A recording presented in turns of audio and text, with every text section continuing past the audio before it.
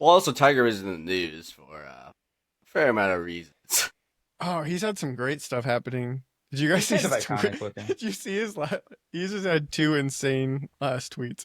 He had the "Love is in the air" tweet, which you have to go read. You didn't see this? He's Oh, I saw dating, that. he's Yeah. dating Donald Trump Oh, Jr.'s I heard about ex-wife that. now. And the tweet was insane. I have to pull it up.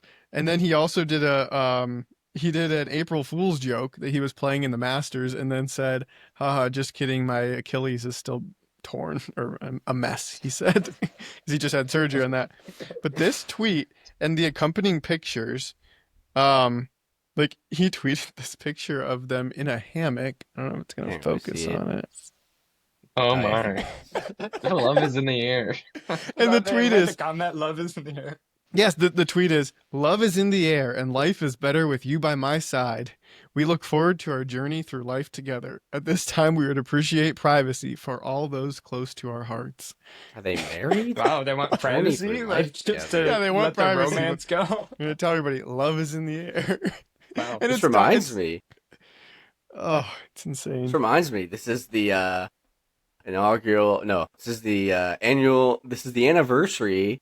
I don't know how many years now. Let me think back. This is the 7-year, 8-year anniversary of Big Cincy What's Big this Cincy? weekend. Oh, wow, you're right. Because it's Masters weekend, which is why I'm Masters wearing the weekend. green. I have And two Tiger little won that year.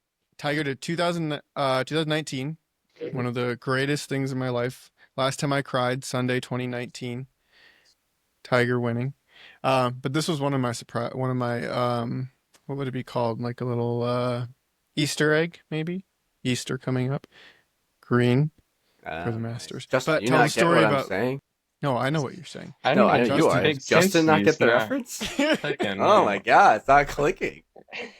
It should click more for you than me. 2019. I wasn't even there. Yeah, 2019. I'm still at school in Miami. Oh, These guys are still in school at IU. I am visiting for the Little 500. I am staying at Justin's house along with a couple of our other friends. Our one friend we assumed was sleeping in his room. Sunday morning, we're all sitting around the couches watching the last day of the Masters because Tiger's crushing it. We're like, oh shit, Tiger's maybe gonna win the Masters this year. And we're like, hey, where's our friend? And they're like, somebody's like, oh, I saw him up in his room earlier sleeping. Like, I don't know, maybe 30 minutes later, we see him walk through the door. Like, didn't someone say he was in his bed? And so, like, three people then, like, rush upstairs because they have, like, a 3-story house. They, like, go to his room and they find some random giant guy in his bed. It wasn't him by himself? by himself. And he was wearing a sweatshirt, a University of Cincinnati sweatshirt. And so we call him Big Cincy. And then when he came downstairs, he just like stood there and watched the golf with us. He didn't He leave. just hung out. He He was hung just out for like standing 20 there. minutes. I think Standing there like dumbfounded. yeah, And one of our like friends one of our finally friends broke the tension. broke is like, you go to Cincinnati? I think he said something like, yeah. But like he must have still been just trashed, and he definitely didn't go to school there. So he probably No. was just visiting and thought he was in the right house. But it was bizarre. And our friend was like kind of mad because we thought it was him because he's just also like a big guy. Like, I don't know. But He's kind of this just, guy was a bigger guy. he was a bigger guy. I mean, it's hard to mistake it for the people. Now. Like this guy was, I don't know, 6'4", 6'3". Like he had to be close to like 280 to 300 pounds. He was a big dude. Since he was. Yeah. Yeah. Slept Well, right next to him, didn't even know. In the room yeah, over. did Big Cincy check all the other bedrooms and be like, somebody's in that one? It was I a leave. it was a Goldilocks situation. That Too soft, too firm, just right. Well, the missing piece is I don't know if anyone remembers him walking home with us. So he either walked No. home with us, or he walked in our door while everybody else was already sleeping. We never locked the door on those nights, so it could have happened. Though we don't know how he got there. So That's a good point. He might have been there when we all got back. Like, who knows? Like, no one was in any right mindset to like know to check but rooms that's if anybody also was for in people them. who don't know. That's the vibe of Little 500. You know, you make new friends. Strangers sleep in your house. It's all Get sorts of fun murdered. like that. Hopefully, you don't So get check it murdered. out. Share some beers. Seemed That's kind seemed of like a Oh my nice enough god. fellow. We'll never know. None of us got his Yeah. contact information. Maybe next year we'll Internet, do track him down. Do your thing, internet.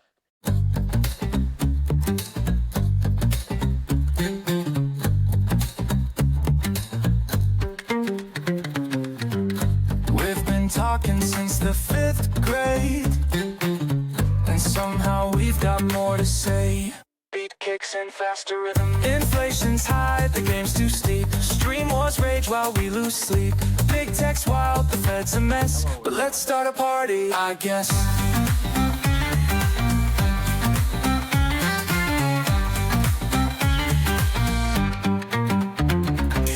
Symposium where tangents thrive. Old friends talking, the takes collide. Symposium, no wrong or right. Just good conversation deep into the night. Yeah, we're still talking.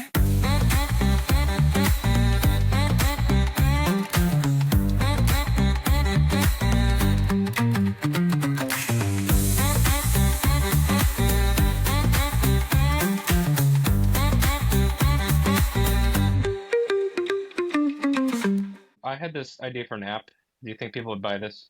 It's an app that costs $500 to just own, and all it is it's literally an app that has nothing in it. You just see a registry of who else has bought the app. It's just a club. Which So is a it's club. like a meme coin. club with no benefit. Is that a meme coin? I don't know. I Yeah. just thought, would someone buy this? I could, Is What's there a that, limited like- from number? Is putting there it- a limited supply of memberships? that wasn't the Or- plan. I want this to It's be just collectible. inclusive. I It's just, just a it would be collectible, though. hilarious if someone bought the app.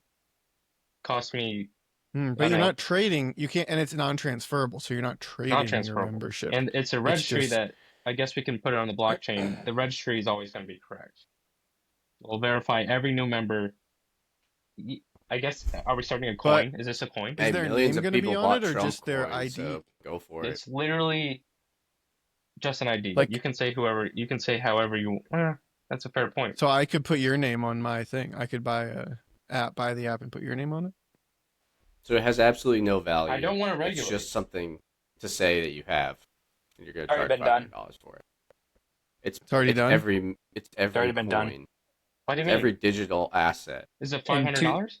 In 2008, developer Armin Heinrich developed the app called I Am Rich, which you could buy for $1,000 on the App Store, and I don't think it had a registry of all the names, so maybe your app is unique in that way, but people bought it just to have it. Like, it literally had zero functionality. They just bought it to spend $1,000. I've had this idea a long time. I'm upset I haven't pursued it because people like being special. So if I give them an app that's a high entry point to have, I might just get some suckers to buy it. Sorry, not That's suckers. literally. People, collectors. Yeah, don't talk about your customers like that. It's just There's every a- single digital asset ever. There was They're later. all worth nothing. There was later a version called I Am Rich LE, like a light, priced at $9.99. But all it was there was a red glowing gem that displayed on the user's screen. When tapped, it revealed a mantra stating, "I am rich, I deserve it, I am good, healthy, and successful." That's And deserve was spelled DESERV. Misspelled. You got your grift, Justin. There's your grift. Give people that unique Justin experience. I I'm not trying had to both grift. I Am Rich and I Am Rich Light in grade school from Cydia. Because I am rich. LE. well, you were a jailbreaker. Now I don't know if you go Yeah, to you jail were. now for jailbreaking back in 08. I think, don't you get, like, if you commit a crime, like 7 years go by and you kind of get away with it? Isn't that a rule? Statutes of limitations. I don't know It's if on there are taxes. statute limitations on crimes. Yeah, there are. There is. Meredith gets Such very upset that as there is. Isn't that like what statute of limitations? It's 4. I thought statute of limitations. Well, I don't think No, any that's of us double really Jeopardy. know. You're It's thinking of not double Jeopardy. That's different. My second prop. Have you read that before? I've- Is that a library book? It is a library That's definitely book. a library book. I had been meaning to read it, so I'm really upset because I've been meaning to read this for a few years, and so I finally was going to get around to it this year because I was like, I just gotta get into this guy's mind a little bit more. Yeah. Some people use this as an audio format, so they don't know what you're talking about. Oh, thank you. Okay, I'm holding up The Art of the Deal by Donald J. Trump, and so I was like, I got to get this book to start reading it, and I would have just bought it on Amazon, but Victoria goes to the library all the time, so I was like, pick me this book up. Well, it was on back order apparently, so we had to wait till it would come from a different library, then go pick it up. Well, in the matter of all this happening, I didn't get the book until when? Friday of last week, after all this had already started transpiring. So I was like, I gotta read it quick. So I'm like halfway through. But as soon as I read the first paragraph, I should have just said, well, I know exactly what's going to happen. The stock market is going to rip in approximately 4 days. Didn't take my own advice, but I just wanted to read the first couple sentences. I don't do it for the money. I've got enough, much more than I'll ever need. I do it to do it. Deals are my art form. Other people paint beautifully on canvas or write wonderful poetry. I like making deals, preferably big deals. That's how I get my kicks. So if you had any question to why last Wednesday Donald Trump, Howard Lutnick, Scott Bessent decided to trot out the most ridiculous board of tariffs you had ever seen in your life, you should have known that it was all part of a plot to make a big, grand deal eventually, and then none of that would ever really come to fruition except for probably China. So we had a week of a insanely volatile stock market. I don't know. I'm realizing that I obviously have been inundated with this my entire day for the past week. So then I start talking to people who aren't inundated with it. Like I'll start talking to my parents or my family or Victoria or whoever. And I'm like, God, I'm just so stressed. I can't believe what's going on. Like, this is insane. They're like, what do you mean? What's going on? Like, the stock market's down. And I'm like, yeah, shit's hitting the fan. We're in big trouble. Bond yields are spiking. We're going to default. Nobody cares. But I digress. So, yeah, I'm in that it's been same really situation. stressful week for me. But it seems like everything resolved now as expected. It was I don't all know about just a that. big negotiation. So, You think everything's anyway, resolved? no, I Well, don't. why don't you lay out real quick just what's going on for like if people aren't, inundated with it. Yeah, I suppose I should do that. So yeah, last Wednesday, so Trump's been talking about tariffs forever, for like 40 years. There's clips that go around of him talking about how we need to use tariffs when he was on the Oprah Winfrey show and a Democrat. So we're going way back in time. And he's been very consistent over time. In his first term, he did this to some scale, where he was able to start using tariffs, but in a more, I would say, targeted manner and approach. Didn't really at the time cause inflation to spike. I also don't know that it really got much of a good result because then COVID started, and so it kind of, what he would probably say, derailed a lot of his economic agenda and plans for his first term. So then fast forward to now, throughout the whole campaign, he's talking about tariffs, how we're going to use tariffs. No one, I would say, really took him extremely seriously, but did, as he kind of, was inaugurated and then started to kind of indicate more concern in the markets, mainly around China, and then did a lot around Mexico and Canada. So people started to kind of feel like, oh man, he might actually be real this time about using tariffs. And so that was really when you saw kind of the peak of this market, post the election through the inauguration. And then we've kind of been on this bit of a downhill trajectory as people just had more fear about this happening. There was more delays. He's delayed this probably 3, 4, 5 times. But then last Wednesday, we had an event and a new day on the calendar called Liberation Day, where Trump and his Commerce Secretary Howard Lutnick and the Treasury Secretary Scott Bessent, and then I'm saying these people's names because it kind of frames up the story that I want to tell. Peter Navarro, who's a trade advisor, and then Elon Musk. So I'd say like those 4 advisors and Trump are kind of the main characters in the next week's story. They brought out this board and said, we're going to charge these reciprocal, they're calling them tariffs, on pretty much every country in the world, even some countries that have no inhabitants on them, human inhabitants. So you might have seen some memes around penguins negotiating with Trump because there was literally a tariff put on an island that is only that's like inhabited by penguins. The McDonald Islands, right? Owned by Yes. Australia.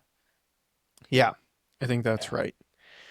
Now penguins are screwing us. That's right.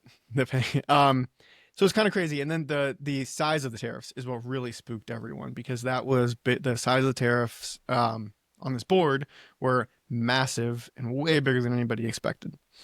And so that caused the markets to tank in post-market trading on Wednesday, and then all day Thursday, all day Friday, as we thought that these things were going to go into effect apparently on April 9th, and we're going to be much more sizable than we had thought. The reality of how people started to figure out the way that we calculated what the reciprocal tariff should be, it quickly became apparent that it was a very odd way of doing it. It became less about reciprocating on the tariff and more about what our trade deficit was with these other countries, and then somehow framing that as, because we essentially have a trade deficit with another country, that is unfair. And so we need to figure out what that difference is. And then because we're nice, we'll say, well, we're going to cut it in half and just take 50% of that. And that became now our reciprocal tariff rate. Now, nobody that I've literally not seen one person other than those 5 people that I mentioned agree with the methodology of how this was calculated or that it followed any type of like economic principle. But nonetheless, that was kind of how it was rolled out. And then the story quickly turned into, well, it's not just about tariffs, it's about all of these kind of non-tariff barriers that are being put up by all of these countries that are making it harder for us to do business and to do business back and forth. So from there, we kind of went on this period of then uncertainty over the next few days through the weekend, where we just were getting so many conflicting things around, was Trump open to a deal or not? Scott Bessent would go on the news shows and say, this is about negotiating. This is the top of the bar here. We're going to negotiate from here. Howard Lutnick would go out and Peter Navarro, and they'd say, this is a negotiation. Tariffs are happening. This is what they are. They're going into effect. There will not be a delay. And so you got all of this kind of confusion and conflicting information, which then rolled into the trading week on Monday. And we kind of saw continued. This is 2 days ago now, right? 2 days ago. We're recording on Wednesday. Yeah, it's changing so fast. We're recording this on Wednesday, April 9th, the day that the tariffs were supposed to go into effect. So Monday and Tuesday were really odd trading days in the markets. We saw a ton of volatility, like movement of 5% in the averages from high to low. Tuesday, yesterday was exceptionally weird, where we basically were up 4 or 5% beginning of the day, and then just saw that erode throughout the entire day. Ended up down like 3%, right? And ended up down, yeah. So what's that phenomenon called? I don't know. Dead You cat tell me. bounce. Dead Oh, I cat put it in the bounce, you chat. put it in the chat. So my presumption of what that was, and I'm not convinced that today maybe also wasn't that, but I'm not as convinced. But yesterday for sure, dead cat bounce, meaning prices go up, everybody can get out, and then we really tank. So that raised a ton of fear coming into today when the tariff's supposed to go live. And at the same time, you had escalating tariffs going on with China, where we were saying President Xi over there was raising the rate by 50%. We're up to 125% now, and those are still in effect. Tariffs on China. So midnight, Tuesday night going into Wednesday morning, tariffs go live. And we think, all right, we're off to the races, like they're live. markets are basically flat all day. But interestingly This is the enough, craziest part. a few things happened. So It didn't start off yesterday, flat. no, they started up. Markets were up this morning. No, I'm talking yesterday. There was something that happened Oh, yesterday. yeah, I'm about to get to that. Oh, okay, sorry. I forgot about that part. Gotcha. But yes, yesterday what happened in the afternoon when the sell-off was happening, long-term bond yields were also rising, which is the opposite of what we would expect to see. So usually what you would see when stocks are selling off is you would see a flight to safety, meaning that people are selling stocks, buying safe bonds, which are backed by the government. So you should see bond yields fall as more money goes into the long-term bonds. What we were seeing at the same time, we were seeing stocks fall and yields rise, which basically means that there's just net dollars coming out. People are selling dollars net because they're not taking their dollars that they sold out of the market and buying bonds. They're just de-dollarizing essentially. So that was going on, and then into Hey, Austin, can we explain yields? Yields are just interest, correct? Bond yeah, yields. yields You say is bond the yields. coupon Yields on is the another bond. term Yes. for interest. So Yes. when you say bond yields are going up, basically the interest on a bond is going up. That's right. It means that there's essentially if you're thinking about like supply and demand, it's like it's the price, it's the amount of interest that we have to pay or that is paid on that bond. And so as it's going up, that means that there's less demand for the bond. Trying to entice the buyer to purchase it by raising the interest that Correct.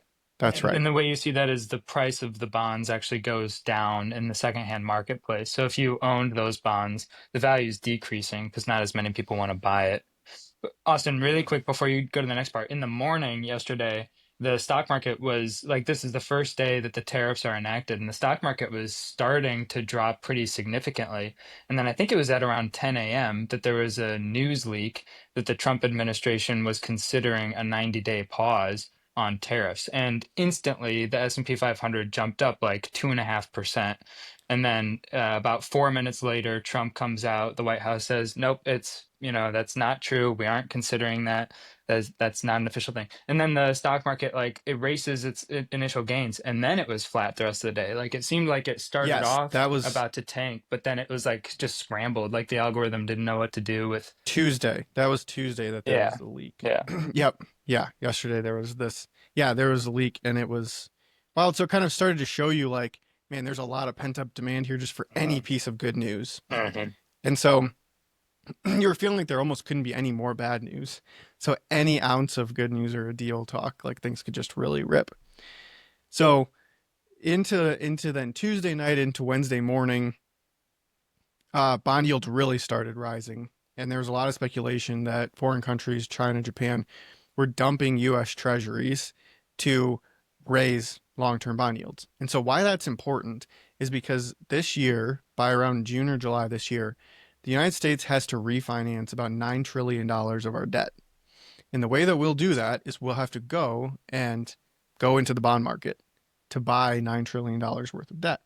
Well, that current debt is financed around 3.5%. And so if we have to then go and pay 4.5%, that would be a bad thing. The ideal situation is that we could get yields to come down so that we can lower our interest expense on the debt that we have. But other countries also would know, and it's actually like the way they're talking about it is like an act of war if countries intentionally go into the bond markets and do this. But there is speculation that it was happening, that China and Japan were selling U.S. treasuries in an effort to basically oversupply the bond market to make yields go up, which would be very unfavorable and a big issue for our government if that happens. And so last night, bond yields spiked up to 4.5%, which was a huge, huge move in the opposite direction you would expect things to be going. And so then this morning, Wednesday morning, everybody is watching this bond story really closely and we're starting to, I would say, really get nervous. But there was still nothing from the White House saying like we're pausing, right? The tariffs are now in effect. And then mid-morning, Trump goes on Truth, makes a truth, and says, "Hang tight. This is a great time to buy. DJT." So whatever, market kind of just flutters around all day, and then randomly this afternoon, another truth comes out and says, "Hey, we're raising the tariff on China to 125%, but we're putting a 90-day pause on all the other tariffs, but we're going to just hold a 10% tariff. But everything else is on pause. It's just 10%." Caused the markets to absolutely rip. Second best day of all time. The Nasdaq like hasn't had a better day since like 1988 or something. So we're in the averages are up 12%, Nasdaq up 12%, S&P's up 8%. Erased, 75% of the losses over the last week. And that's kind of where we're at now. So wild week. If nothing else, if you didn't make any money, at least maybe you learned a little economics or about the market. But anyway, I'll open it up. Who wants to go first? Sam. I just want to clarify, or I guess summarize a couple of points that I hear you making. One, do you then believe the primary goal of this whole fiasco was to decrease the interest rates on the debt that the government has to refinance? So it was a ploy to get ourselves out of the national debt crisis that we're facing. So I've seen some people speculating about that. I kind of thought it for a minute, but the reality is like to get rates to come down enough to actually make a meaningful difference on the budget, you would need like a really drastic move down. Because I was saying, like the debt that we're refinancing is at 3.5%. So we're just trying to not let it go to 4.5 or 5 or 6. Like imagine if you got to 6%.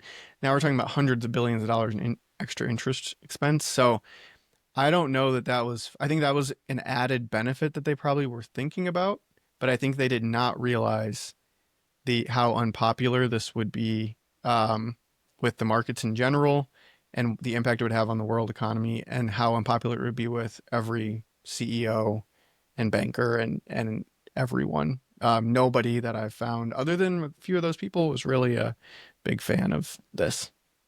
It seems like to me that the whole time, the initial portion of the week, the stock market's absolutely taking a shit. Like it hasn't been this bad in a long time, the first 3 days, and it was like real fast. Or I guess today's the third day.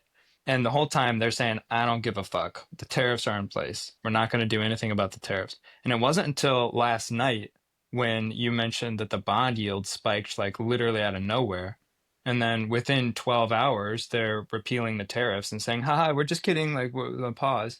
So, yeah, I feel like they were swayed by the financial markets, but not the stock markets, not Wall Street. That's what we all focus on. But it seems like the bonds are what triggered this. I don't know what you're like. Does that seem likely?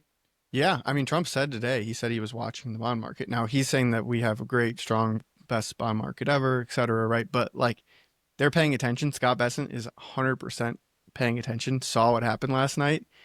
You don't know like who's selling, And who's but Scott Bessent again? Yeah. he's a Treasury Secretary. Um, I and had a so he's question a on that. Like the buying and yeah. the selling, is this done through, I don't know, I'm simplifying it, an asset manager in China literally going through an app and buying 100 million or selling 100 million bonds, $100 million worth of bonds, or do they have to call someone and say, "Hey, I want to offload 100 million US bonds"? Like how does that work? Is that just are they on their app doing that? Is it that simple? I don't know how so for someone like me, if you want to buy treasuries, you can on the Treasury Direct website. So they have a site that's extremely antiquated where you can go buy treasuries. I have no idea how like countries buy bonds or hedge funds or people that actually have real money. I don't know how they're actually buying and selling. My impression is that it's more countries that are like the really big players. Like hedge funds have a lot of money to swing, but it seems like China buying like $500 billion of T-bills is like way bigger than any hedge fund would have, and But I you bet they have some direct like country to country how sale. would you not know who's selling the bond? Hmm. Like, In the you know, secondary market, yeah. I feel like you would I think the see, all government right, probably does, because if it's essentially it's a debt owed to the government owes you, right? Um, you bought their debt. They would have to know who owns their debt so that they can pay it. Yeah, So if you were to we sell don't it, know. because no, we when they don't, but the sell it, government knows. The government knows because they would have to know because they need to know who to pay. So the like, government's making the market. Well, I they're think the just government knows more. Probably hadn't they whatever they see. I don't know what they can see, but I assume they government will saw have to know something who that was quite concerning as government to has to know who's purchasing these bonds because it's debt that they owe to these people. So they can't just right. sell And it we to know, somebody they like wouldn't know. as of some time, we know how much China owned Yeah, of the public U.S. just doesn't know, treasuries, but the government knows. and so they said like it's not. I don't know. That's where I'm like not. I'm not sure, but somebody like there was just a lot of big movement is all that we do know. Because that's the only way that yields would spike like that. And so that makes me pretty certain that, like, essentially where I was getting out of the kind of like people involved here, if you think of Trump in the middle, and then you had these guys, right? Howard Lutnick, Peter Navarro on one side, they were the most outspoken of like tariffs. We're going to bring manufacturing back. There was a clip going around of Howard Lutnick saying like, we want Americans, putting the little screws in the iPhones and doing like all of that work over here. And he was like convinced that that's what this was all about. And Peter Navarro believed the same thing. He started trashing Elon and saying, well, Elon is a car guy. Of course he's going to want everything cheap and not be a fan of tariffs, but we got to bring manufacturing back here, whether he likes it or not. And he's building all of his cars outside of America, which like isn't true. And on the other side, then you had Scott Bessent and Elon Musk, who were the much more like cool-headed people, and I think are more on the fair trade and like use this as a tool. And so then Trump's in the middle, and I don't know that he told any of them what he was really thinking, but apparently Scott Bessent like won, and that may have been because of what they saw in the bond market, and that kind of was the final straw that this had gone far enough, and so then you figure out a way to take the win and tell everyone that you're taking a win and hit the pause button. That's my perspective on what happened. Dustin, I feel like you want to rip into this. You can Please go if you do. want, or I will. no, go ahead, man. Okay. So I think we should get to at least speculation on what we think the root motivations were behind these tariffs. Does anyone actually believe Trump saying that bringing manufacturing back to the United States is actually why he put these tariffs? I'd say it's part of it. Yes, no. You think he truly believes that? I think he has a view. He still has some what would be the word romantic Antiquated. view. I like the word romantic Okay. view of the 60s. And when we were the world that built things and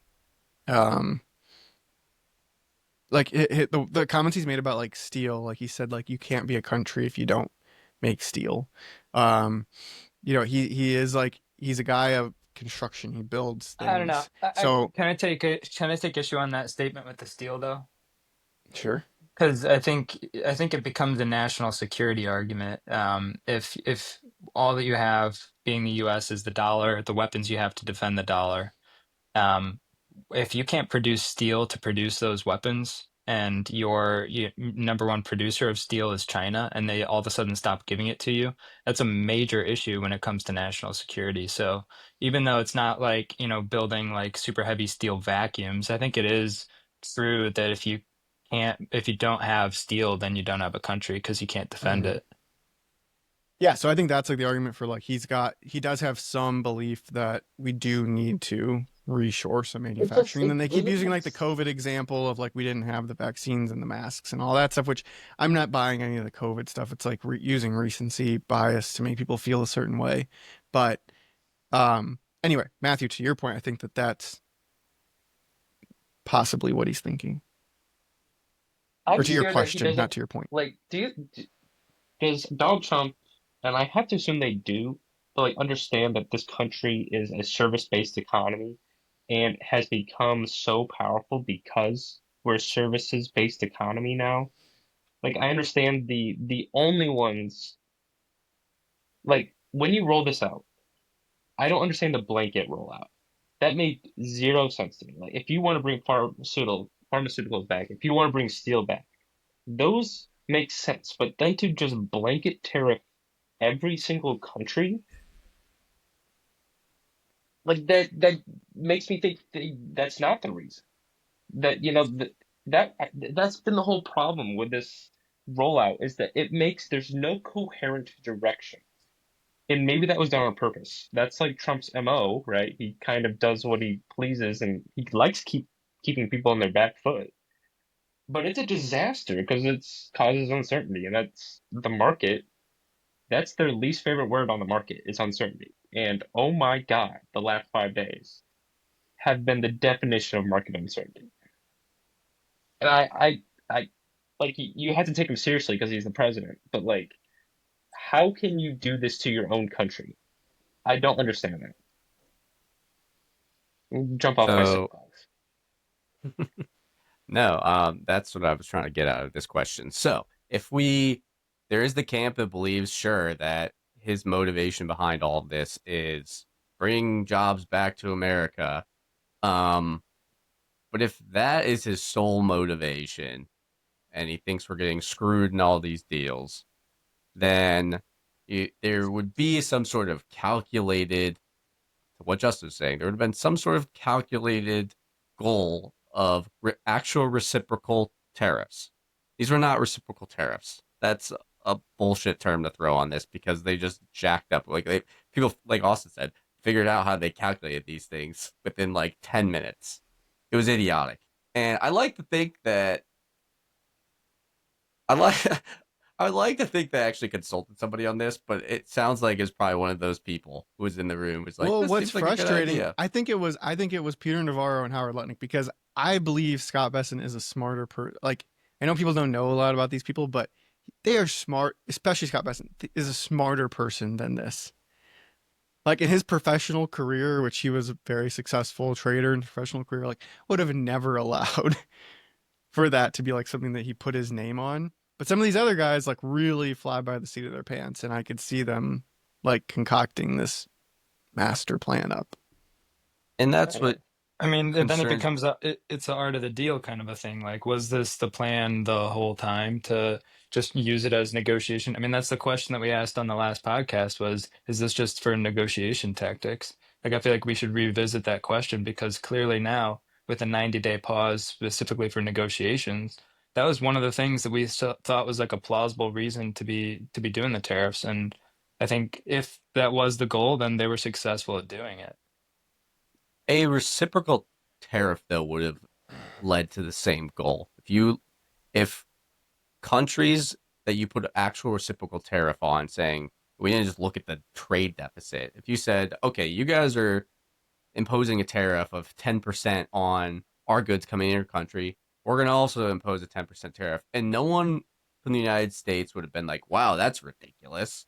We'd have been like, oh, that sounds fair because they're tariffing, they're putting a tax on our imports. Why can't we put a tax on their imports? They're the same. Like no one would say like that's unfair. There might be companies that might still be upset because they're gonna, their goods are still gonna be expensive, and so there would still be some pushback, but not to the global scale that we got. This was, in my opinion, the act of an egotist who said, I can do this, so I'm going to do it. That's personally my opinion. Now, I think you might be right that it's part of the art of the deal, and because he knows this guy, let's be honest, Trump is an egomaniac. Whether you like him or dislike him, he is an egomaniac. He loves when he's in control and people have to come and grovel to him to get what they want. He loves that. And so these tariffs that are put into place forced all these countries, all these CEOs, the most powerful people in the entire world, were calling him up. And that was just tickling his fancy. That was Oh, like, look who's calling me now. I'm on the yeah, he's I'm like, on the oh, golf look, course. Prime at the Minister of Britain. Oh, look, The it's Prince Xi of Persia. Jinping. You know that's exactly what he wanted out of all this. But to He get wanted that, Xi Jinping. He didn't get it though. but to get that, you know what he did? He tanked the credibility of the United States and our Yeah. businesses, and all for his ego. The same, he could have reached the same goal by imposing an actual reciprocal tariff, which you can argue is a good or bad thing. Economists are kind of split on tariffs, but no economist thinks a massive trade deficit tariff is economically reasonable. They did it to get the upper hand so he could get these deals, which may or may not have worked. Like we just put a 90-day pause on them. But he tanked our stock market. But and Austin said, we had a day of like historic rise, but still less than what we were at before. We lost money in the grand scheme of things. But still the And market's money and worse. And the thing too is like, I mean, I hope people just like, I'm glad that most people didn't even know what was going on this week, because otherwise you would have had like panic selling I was in the surprised I streets. didn't hear people just talking about it. Right. And like, that's where I mean, these are people's like retirements that you're dealing with here now, and they're gonna freak out and sell. Well, guess who makes the money on like today when things shot up? It's not me trying to trade for my Robinhood account. It's traders. hedge funds and the big traders who are able to move markets literally within a second. They make money on the way up and on the way down. Right. And So yeah, that's the problem. They're going to make money in the volatile environment. And so that's why that's why I said today in our group chat, I was like, this is literally an untradeable market, because Did you guys look at have your no idea. 401ks? I did. In the last week, did you look at your 401ks? Yeah. Oh, I'm locked in on the, you wouldn't believe. I wouldn't look because this is like, I was the Victorias and your parents. I was trading I know that 2x this is leveraged volatility. That's how nuts I am. And I literally saw the Trying peak. to time it. I literally saw the peak of that short position. I saw it. I'm telling you, I Didn't saw sell it. And then I just happened to be there right as the news was breaking today, where I got out of the trade and like was flat on it. Otherwise, I would have lost $1,000. Can I have a tinfoil moment? Go for it. So- Yes. I'm on your. I think I know what you're gonna say. So they put out some statement, right? The false leak about, there could be a 90-day pause. And the moment Yeah. that false leak came out, that market straight up in the air. So, but then they come out a couple minutes later, oh no, that was false, that was false. Could that not have been a what's that called when you do a play before the actual Up and play? A rehearsal of something they Oh. wanted to, they knew that they were going to do later, and kind of look at it and see, wow, we were able to impact the market by this much on an announcement that, doesn't have a full Trump tweet to it. Imagine what's going to happen. All right, everybody, start buying right now because this thing's going to go up like crazy. Like, what's stopping that from happening? Absolutely nothing. Well, I think that you knew. There's a lot of questions around this. Okay, I think you knew that any good news was going to cause a massive pop. So I'm not sure that they needed to necessarily do a dress rehearsal of it. Like they knew what they were doing, regardless. But I think a really interesting question is to know who saw the board of tariffs before it was put out. Like presumably that board of tariffs was put together the previous day or that Somebody's morning. Mod Podging in, Right, the like- break room. Yeah. Like, so who knew about that board of tariffs and what you would obviously know what that was going to do when that gets released. And then equally, who's in the room today when we decide we're going to go the opposite direction? I don't know. Like just the volatility in moving markets like this makes me nervous about insider trading.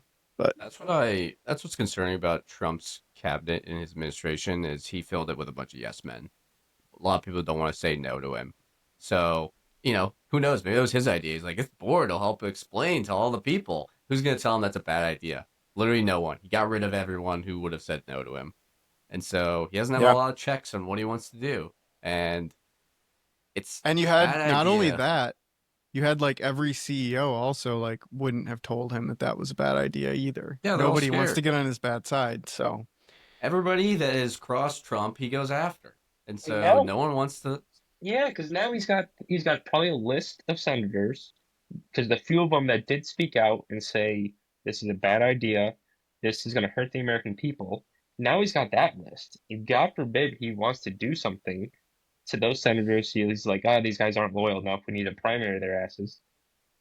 Like, you just can't put it by him. That's the sucky part. It's the fact that he needs yes men around him just is.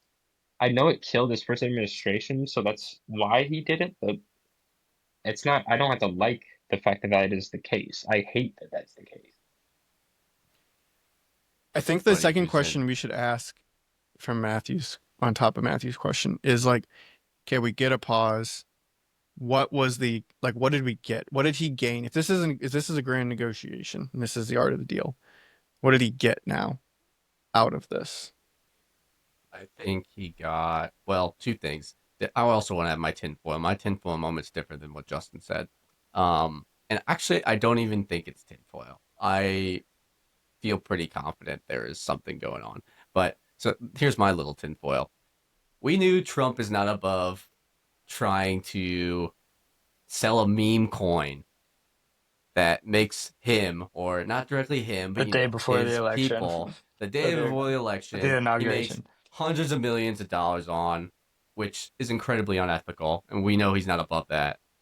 He also tweeted, like you said, not tweeted, sorry. He truthed, whatever you call, truth, his buy, so he's not above manipulating the market in any way and letting people know, hey, something's going to change, so go start buying. Does anyone believe he didn't clue in his family members or people who are tight with him and are like, hey, we're going to drop these tariffs. Go start buying stocks.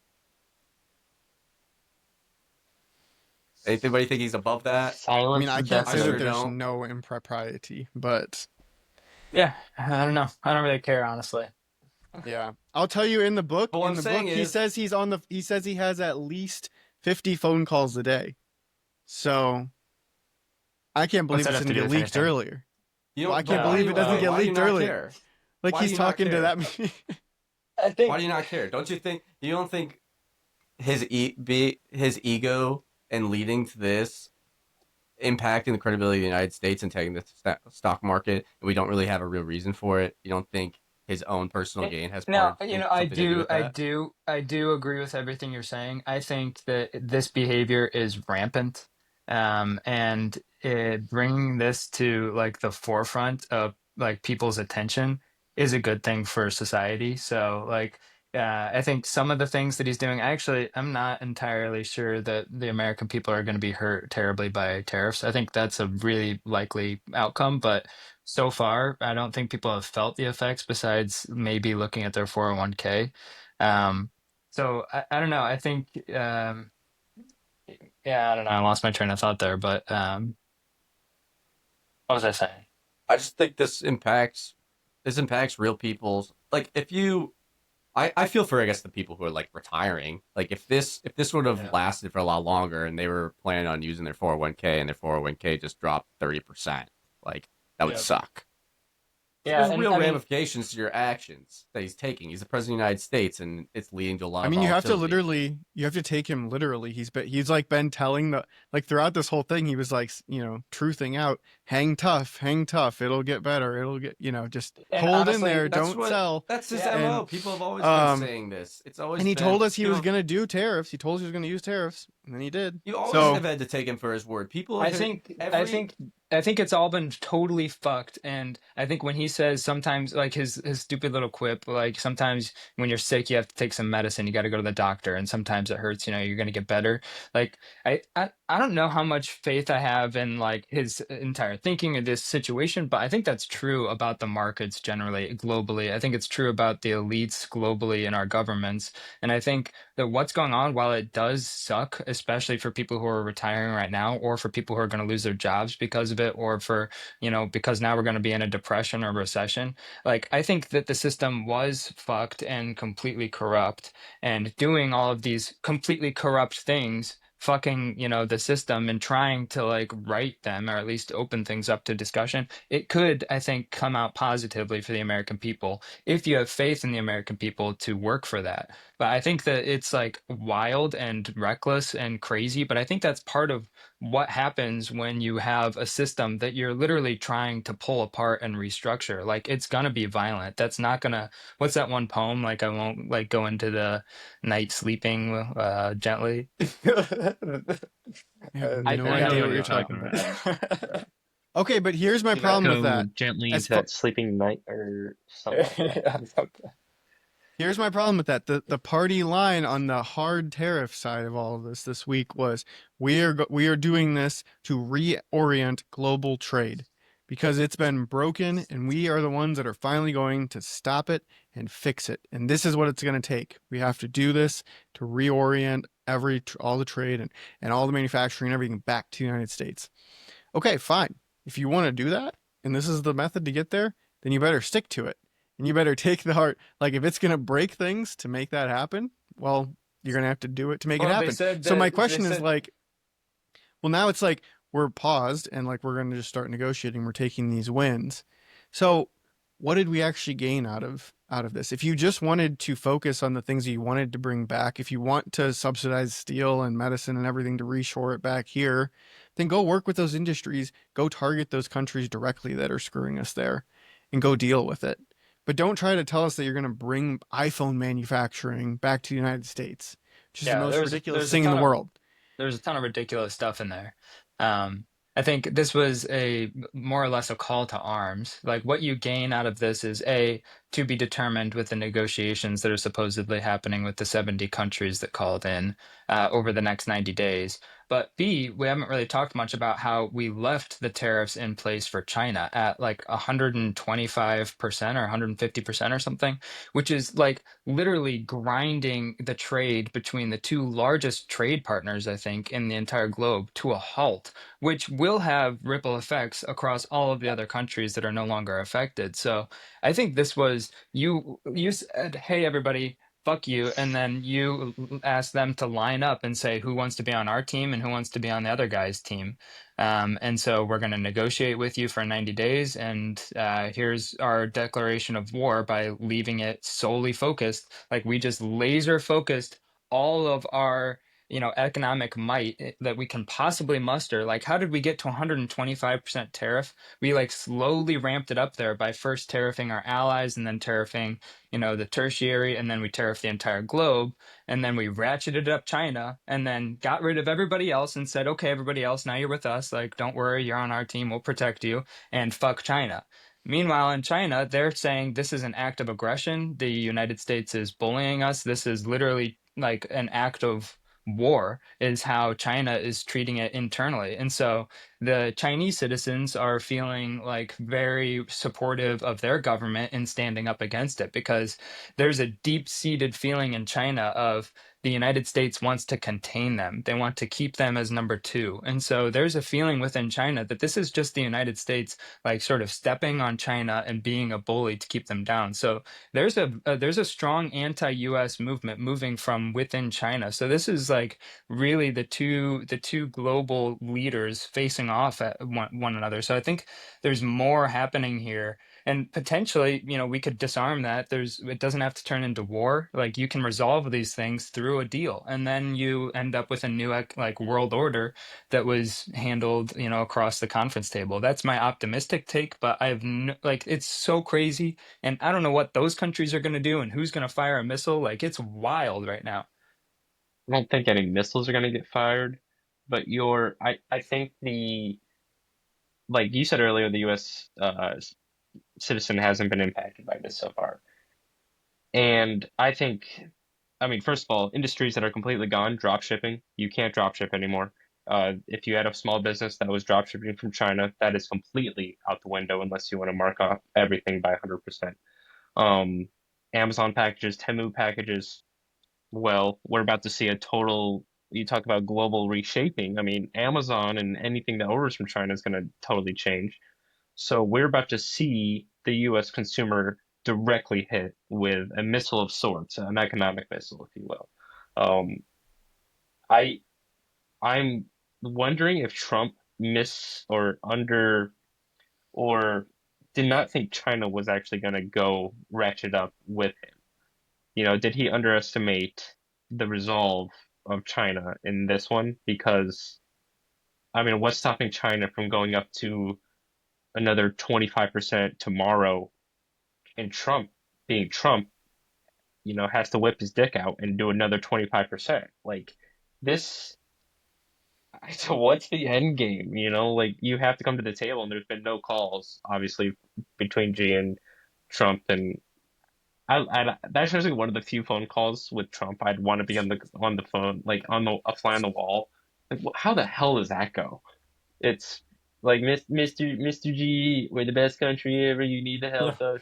You're not Like, being fair. you're not being fair. You're treating us Yeah, very yeah. badly.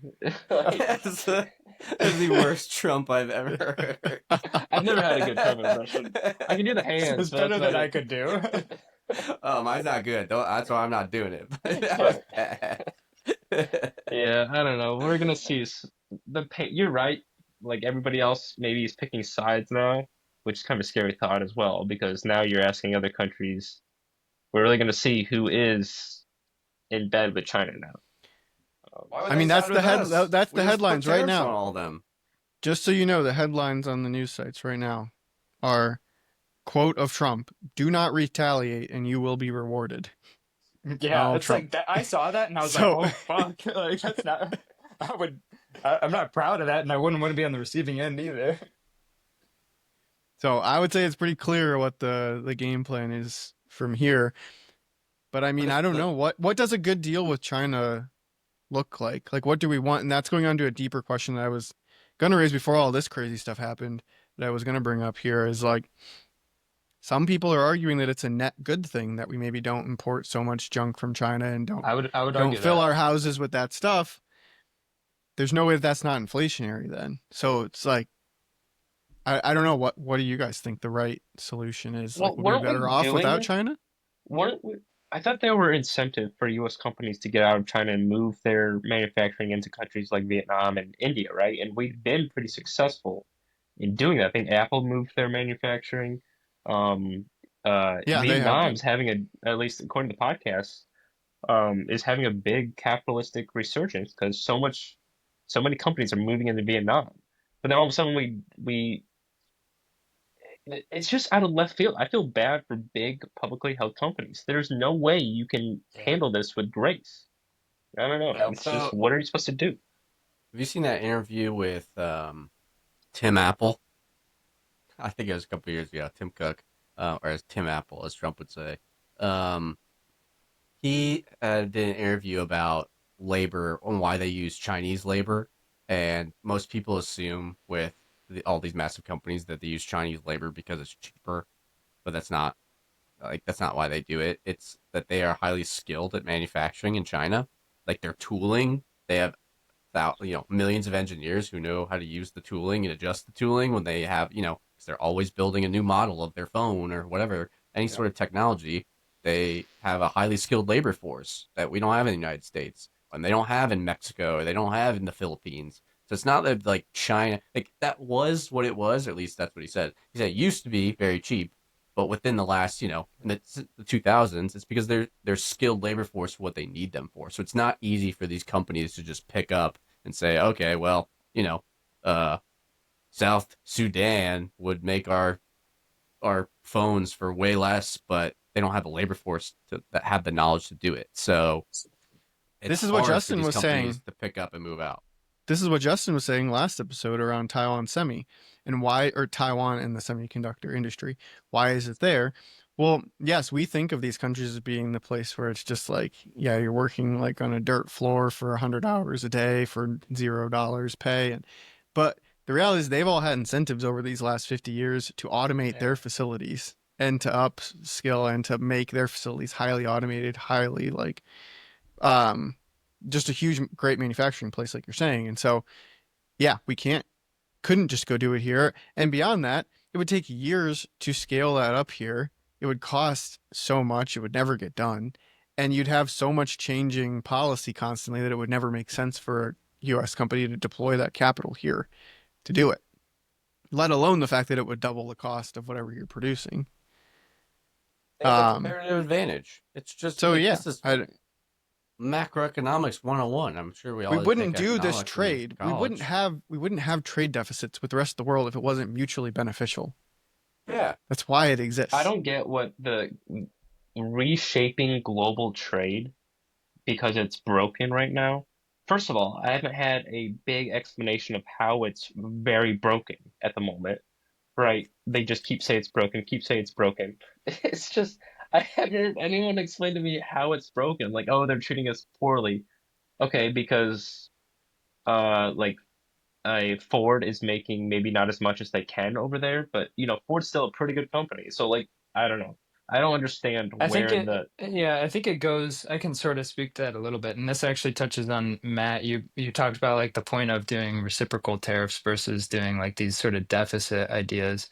And I think it sort of stems from the US being the default reserve currency, global reserve currency. And there's a burden that it puts on the country who holds the reserve currency because it strengthens that currency. So it makes it more expensive to do things overseas. And because of that, there's a heavier burden that we have to have in place to defend the currency to support, defense abroad. So there was a big issue a couple of weeks ago about how much the EU is spending on defense versus the United States. So other countries can also do things like devalue their own currency to manipulate the cost of goods that are being imported or exported. So there's a lot of strain that's put on our currency. And so, to make that more succinct to Matt, to answer your portion on the deficit, it's, Congo might have a 10% tariff, but they might have really manipulative currency practices that makes it really expensive for the United States to do whatever it does. And that's harmful to us. So it wouldn't make sense to only do a 10% tariff because that's really not where the majority of the harm comes from. It comes from these other practices like currency debasement. Um, and Justin, to um, um, I mean, that makes sense in terms of restate like what you said. global, Yeah. yeah, so global trade is inherently broken.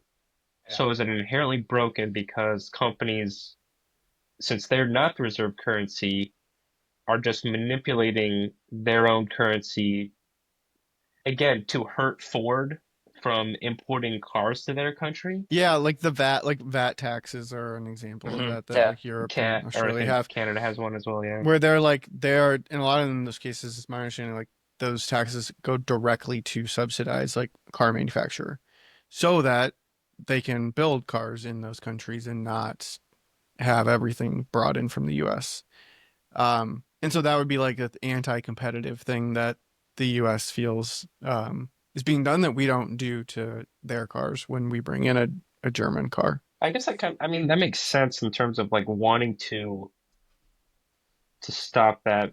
Again, if you had like a PBS NewsHour, I'm sending this idea to the White House, a PBS NewsHour and how global trade is bad and how it needs to be fixed.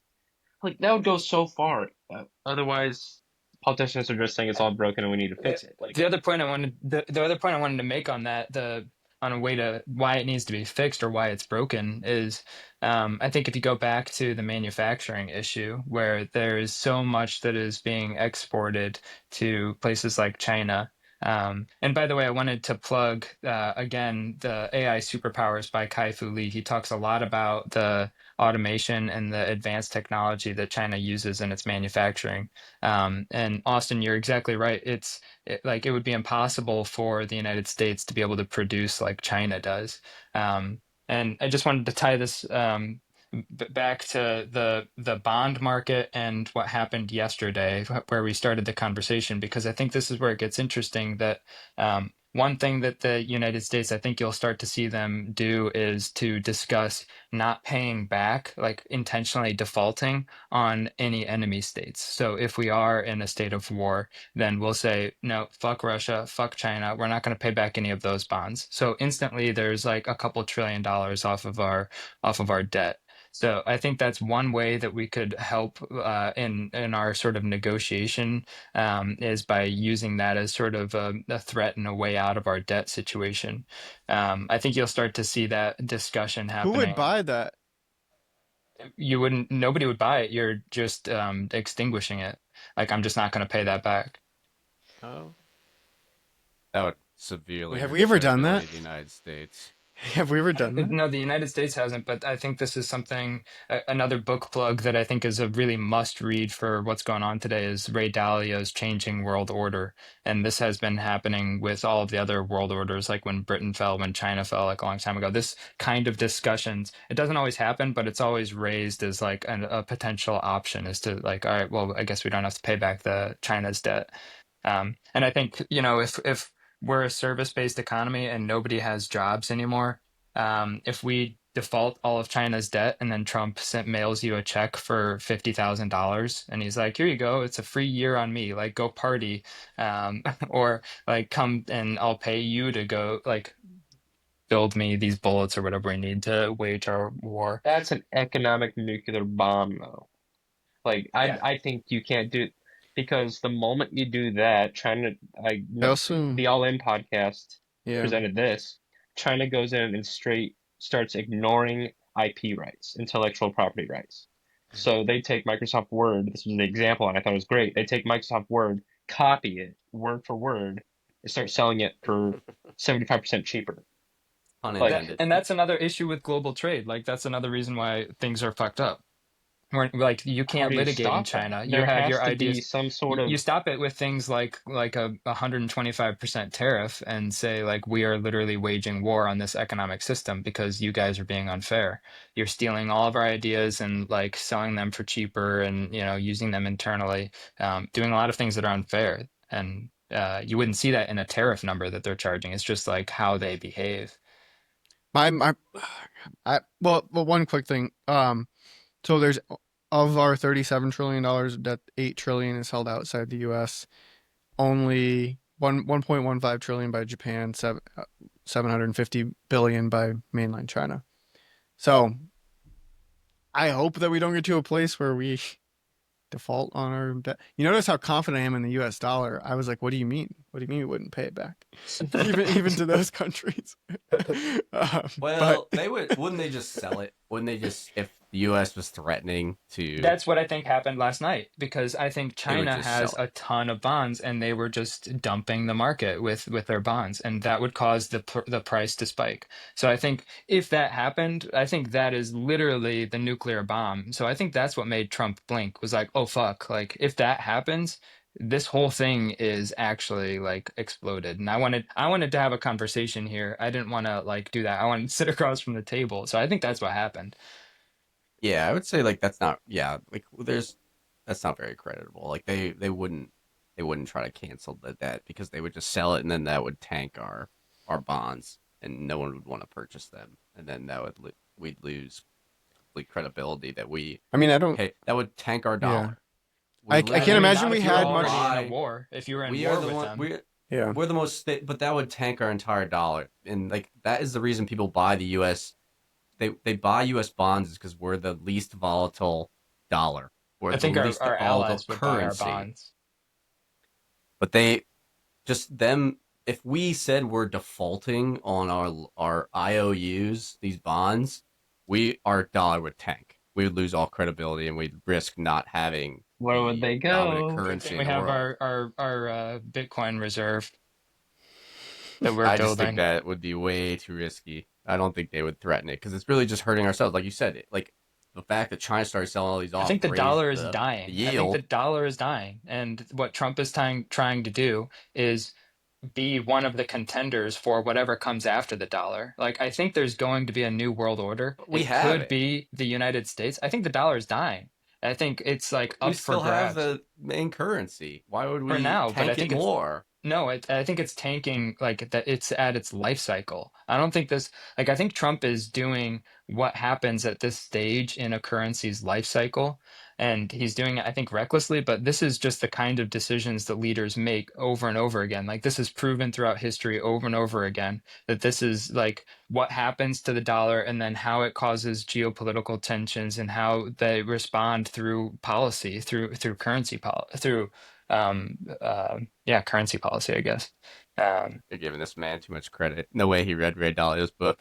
No, I mean, I don't know if he did. I don't Maybe know his if I have it advisors over did. Some here. of them are smart, I but kind of I want to think read this book now.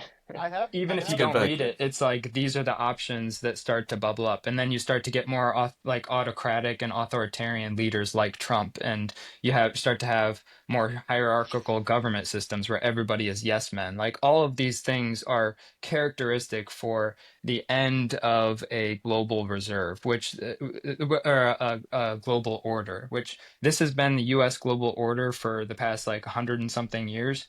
And then last year or 2 years ago, 3 years ago, we started talking about how, oh, now it's a bipolar order with China and the US. And we're like, yay, it's the bipolar. Like for the past 100 years, it's just been the US and now it's bipolar. Like that's fine. Now I think it's China starting to take over with the global order. And that's what we're seeing with them fight back against Trump, where they say, you know, you're going to give us 50%, we'll do 85, or, you know, so they're saying, hey, fuck you. I'm actually strong. I've got all the manufacturing. I've got this trained labor. I've got the AI and the education. Like, we can actually, like, we can step up and try and take this thing. So I think what Trump's trying to do is say, see you later, dollar. Like, you're losing against China. I don't know. We'll have to try and figure something else out to fuck them over. And maybe it's through tariffs and whatever it is. But We're I don't not know. fucking over the yen. We're just fucking over the dollar, and then they would become the reserve currency of the world. So isn't that the opposite of Unless what we want? Bitcoin does. Yeah, I don't know if Gotta I get me some trust Bitcoin, that. man. If you don't want to read the book, two different summary videos on YouTube. If you just search changing world order, How there's a good are 43 odds? minute there's a 43-minute version and a 5-minute version. That explains Tell me this. what it's about. But actually, Usage China may has a lot vary. of issues. Wait, Like, China has okay, a so lot of tell me their own this. problems. So China has a lot of problems. If we were trying to maintain dominance as the reserve currency in the world, which we currently are, why would we want to ostracize our biggest allies in the western part of the world by implementing massive tariffs on them when if the real goal is really just to hurt China? They're dependent on us, and we're calling them to arms. It's a casus bellis. That we say, all right, Congo, like, can you fight China? No. Well, we can, so give us all of your money so that we can fight China. Like, and they say, okay, because we're on your team, and please don't destroy us. But We then don't want China to come in here. I don't know if we're allies why with would Congo or not, but maybe that's why they would do it. why Talking would about they the not turn to Democratic Republic China? of Congo? Sorry. Yeah, the DRC. Why? Okay, so why does Canada now not turn to China and say, "Wow, the U.S. is pissed at us. They're calling us their 51st state. Like they're not treating us like an ally. Why would they not start shipping their manufacturing to China? Because China's going to give us a good deal. Why wouldn't they play the art of the deal and work with China? I mean, maybe partially because of proximity. I think they have a lot of natural resources that the United States needs if it were going to fight a war. Oh, So I jeez. think they Okay, are holding out what on about their England? resources. What about England? What about all of Western Europe?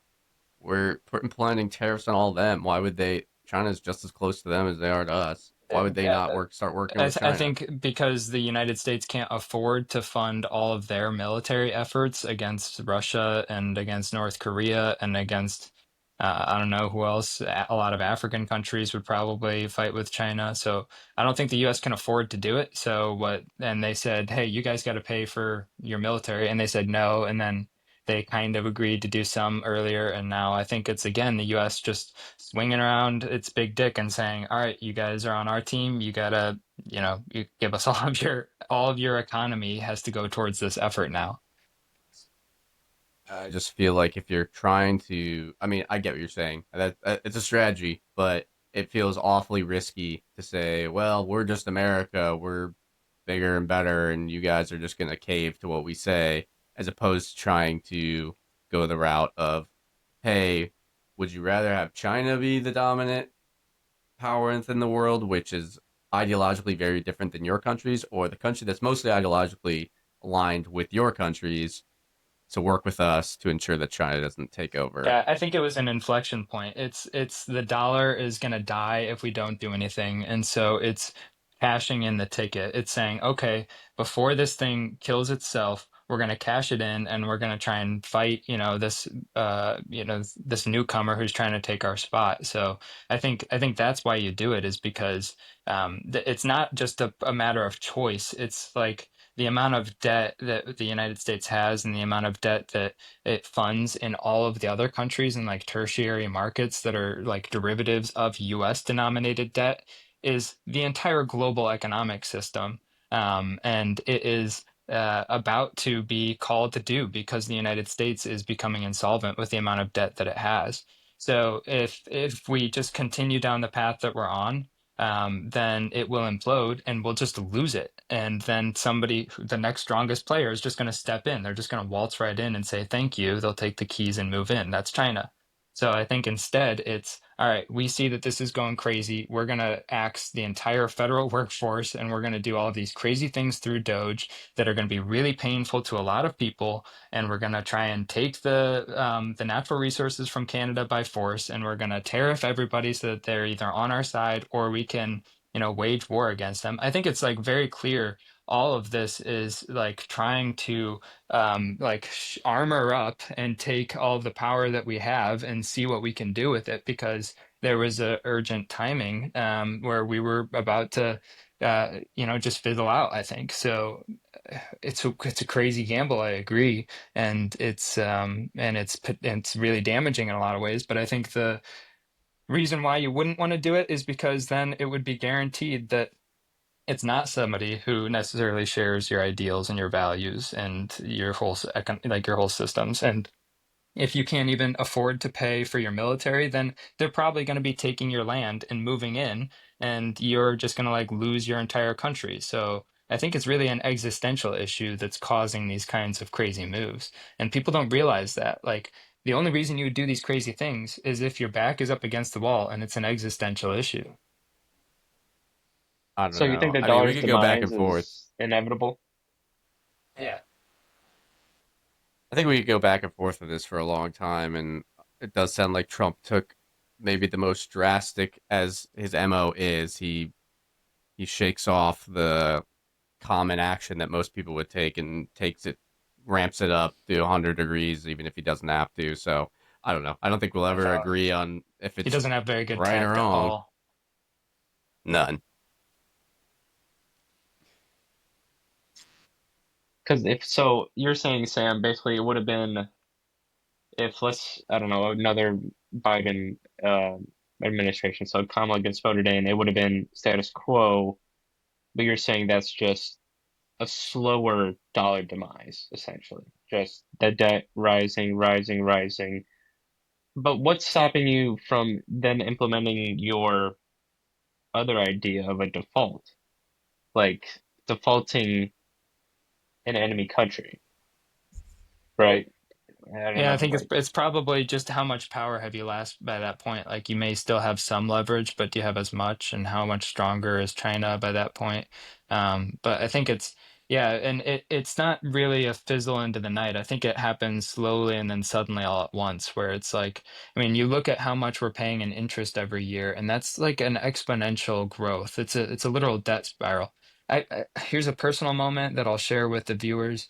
I was an investor in Bed Bath and Beyond, and I held it through bankruptcy and lost all of my money. And I'm a very good investor, so you should listen to me on economic policy. That's my everything I say is for entertainment only. It'll, but I learned a lot about debt spirals and how companies and countries deal with debt. And this is something again that's in Ray Dalio's book, that it just happens. This is how currencies work. So. Yeah, if Kamala was elected, it would be status quo. We would be spending more and more money on all of these things. And then slowly, and then all of a sudden, we wouldn't be able to pay for our military. And then it would be like, okay, who's defending the Baltic Sea? Nobody is. Okay, now China has like total control over this canal. And then they've also taken over this. And so I think it's like suddenly whoa, like who's asleep at the wheel? What the heck is going on? How did they just like take literally everything? It was like a peaceful takeover. Like I think that would happen in like a year, like just all of a sudden there's like nobody's buying the bonds anymore. That's what happens. And so I think that's why instead of doing that, it was like, okay, let's just like spam it and like cash it in for everything it's worth and see what we can do with it. That's what it feels like we're headed towards, or starting to do at least. I think the process is just sort of kicking off here. It's going to be interesting to see where we get to in 90 Isn't days. China super leveraged? Yeah, China has all sorts of debt problems They themselves. have a lot of They debt as have they have well. their own Yeah. problems too. Yeah, I think they're pulling all the stops that they can too to be Yeah. Which is contenders. where the counter argument to Dalio's book is like, okay, but right now, is there a better place to put your dollar than the US? Like, is there a better Bitcoin. alternative? And sure, maybe Bitcoin, yeah, but like, there's no other Gold. country that's screaming that that they're ready to take over. So if that's true, your debt to GDP ratio can just continue to rise forever, and like the world just becomes more and more and more indebted um over time.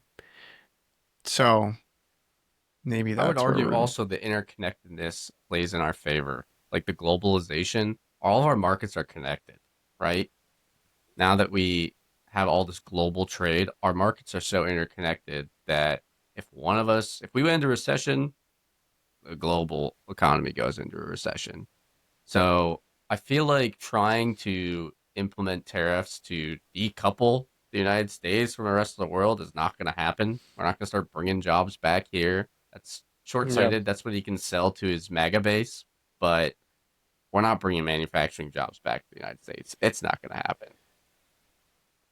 So I would be remiss if in this conversation we didn't get to my pure capitalist fair trade person that I am, the argument of why I most hate tariffs. um I think that a closed off world, and so I think that the fair and free trade that we've experienced over the last 50 years has largely resulted in obviously the biggest technological boom and of the world's lifetime. And I think that tariffing and restricting trade and putting a damper on that makes everybody worse off, because now if you get to a situation where we don't have to compete as hard on the things that we build in the United States and that we produce, whether it's product, goods, or services, and that other countries can do it better and cheaper, that hurts innovation and that hurts where we're going. And I think that if we put tariffs on the whole, if like we put those tariffs on everyone and said we're closing shop, we're putting up walls around the United States, and we're gonna make things here, we've now lost a huge motivating factor for innovating. Now we're in a situation where prices are just going to go up and we're going to have less superior product to the rest of the world. Does anyone feel the opposite of that, or do you both agree? Yeah, you can go. But I disagree. Oh, no, I agree. So go ahead, Sam. I think from my perspective, um, technology has gotten more powerful, like computers have gotten more powerful, but my vacuum is made of really shitty plastic, and it's hard to repair, and it only lasts a couple of years. I've had to buy a couple of these vacuums, and they're like $500 or $600. It's pretty much garbage. And most like smart speakers and technology in general that I buy these days is pretty much just garbage. It's kind of just expensive crap. I'd say probably everything that you can possibly buy today is just expensive crap, including, our furniture. It doesn't last as long. It's not as sturdy. That building materials that we have, not as good. I think even like things like the stock market and the technology advancements that we've had just through algorithmic trading has been harmful to consumers. I think if you take a look at the environmental perspective of the technology advancements we've had in manufacturing and production, and like the amount of plastics that we can produce really cheaply, or electronics, and like the waste that occurs throughout the world, and the poor working conditions in the countries that produce and process the materials, and also the waste from those materials.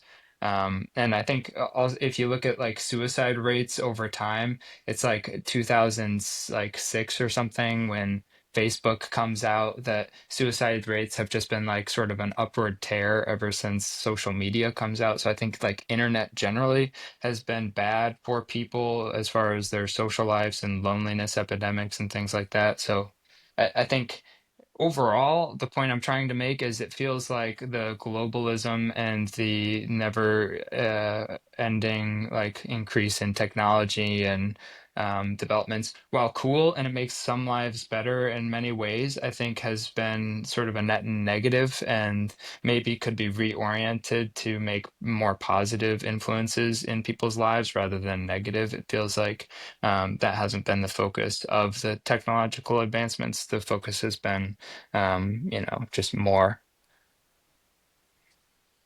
Pick a There you side, go. Matthew. I I'm on mean, I have a Austin's lot side to here. say as I a think rebuttal.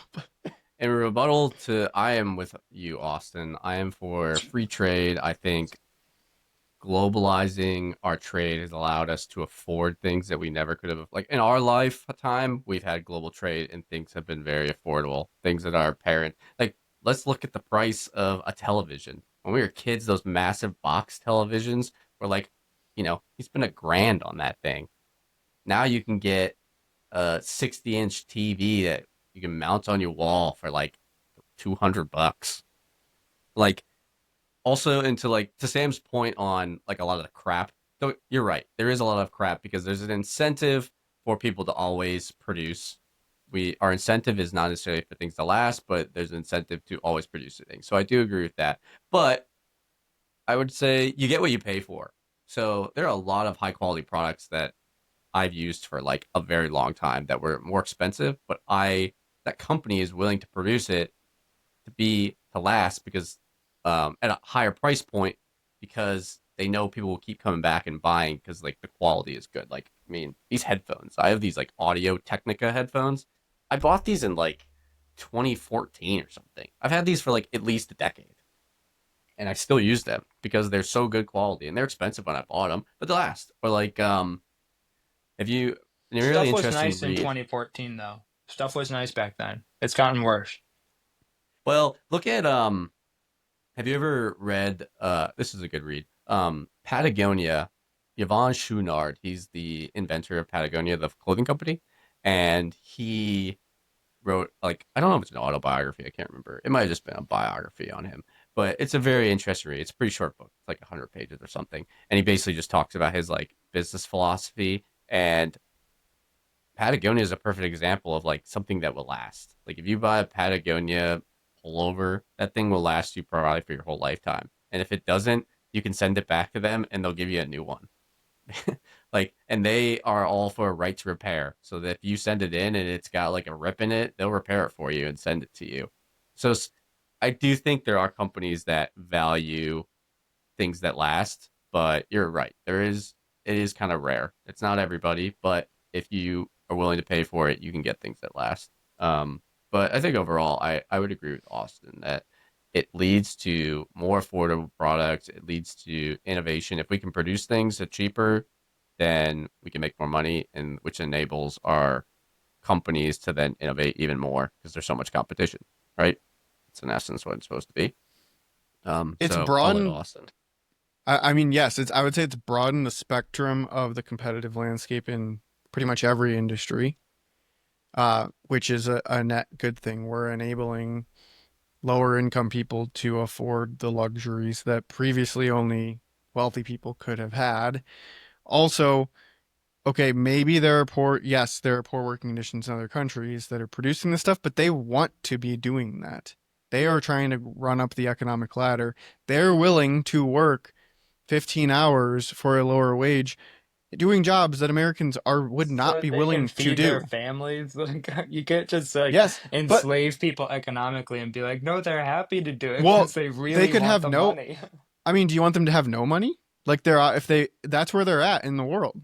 It sucks, right? And the same thing I would say that it sucks that like yes, totally sucks that people have had a bad experience with social media and like committed suicide, and that's terrible. But if you're going to tell me that the net benefit of the internet has not outweighed, I don't want to use the word outweighed, but like the net benefit of what the internet's created in the world against this, like would you give up what the internet has allowed the world to do for the suicides that have occurred?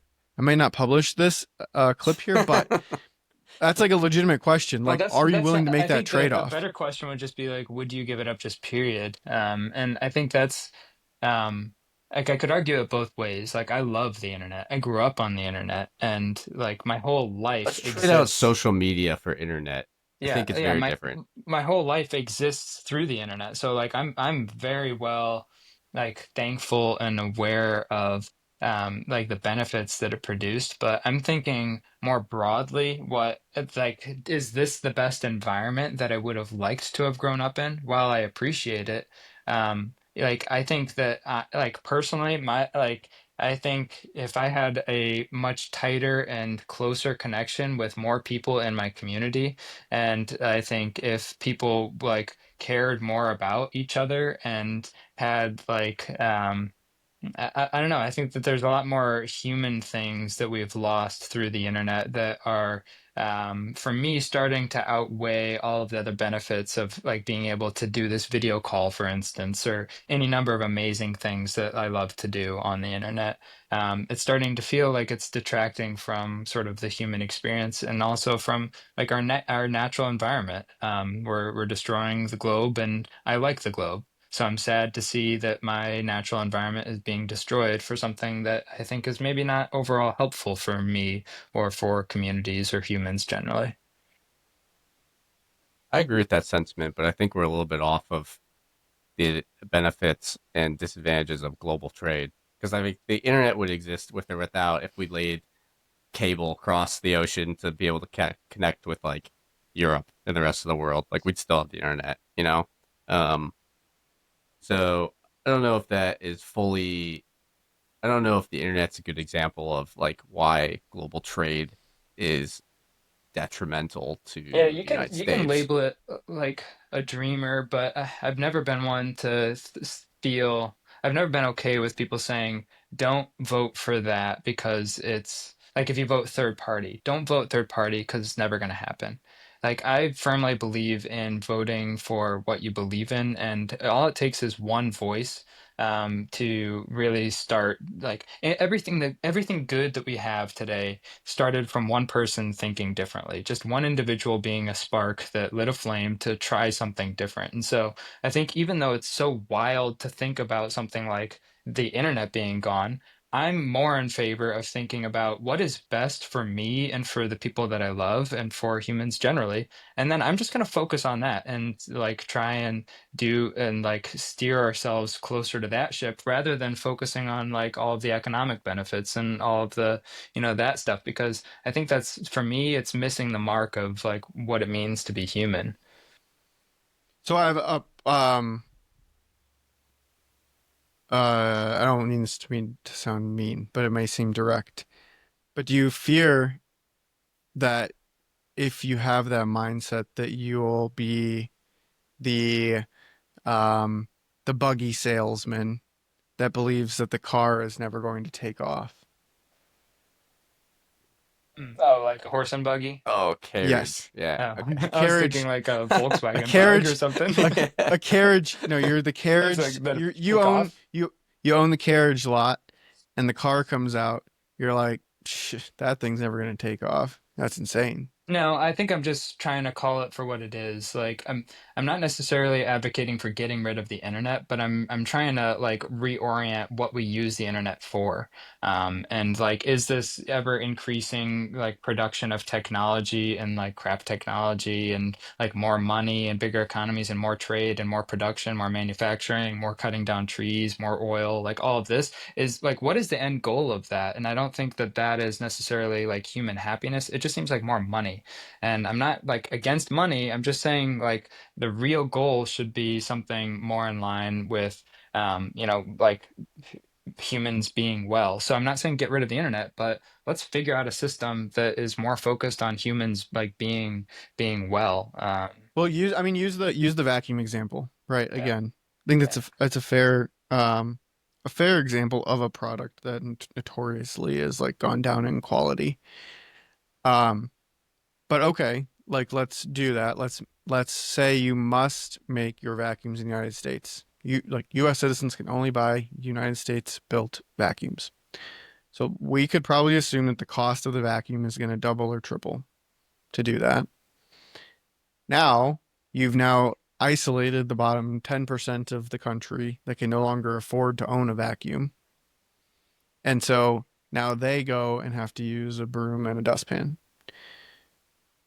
Not a big deal, not the greatest of big deals, but you've taken away like that. And ultimately, all of these things are only going to affect the lowest income people and the quality of life of the lowest income people within the country.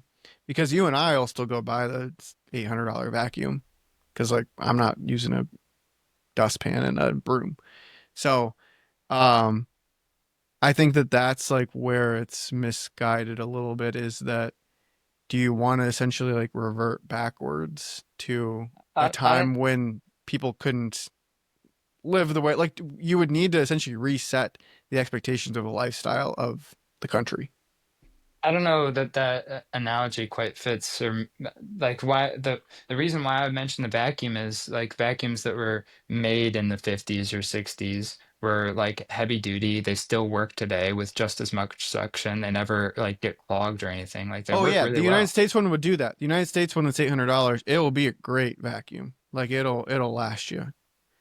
But I'm saying like because you've limited the scope of the option the optionality of that vacuum market. Now you've isolated it to being something that only the middle income and above can Luxury afford. good.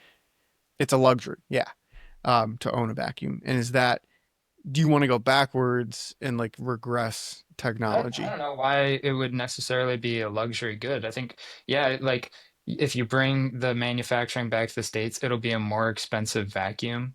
Okay. But right now, I'm paying, I would argue, a much more expensive vacuum as far as the value that I get out of it. If I have to pay $800 for a vacuum that's going to break in 2.5 years and it's made out of cheap plastic and cheap electronics that are going to be unrecycled and sent to like some India landfill where people have to wander around. Like I'm paying a shit ton of money for a piece of trash. I'd much rather pay like the expensive wise one that was made well and by my neighbor and lasted for 80 years but cost $800 is probably much better than the $800 one that I would buy today but only last for 2.5 years or whatever. But doesn't our economic system then say, Sam, you should start making vacuums?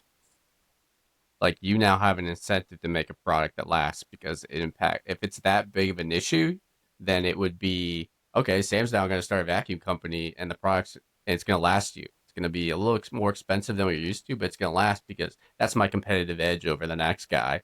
Is my product's good and people use it and they know it's reliable. So, I mean that's where I would push back on that. Is like our system when there's a what's the word I'm Demand looking or something.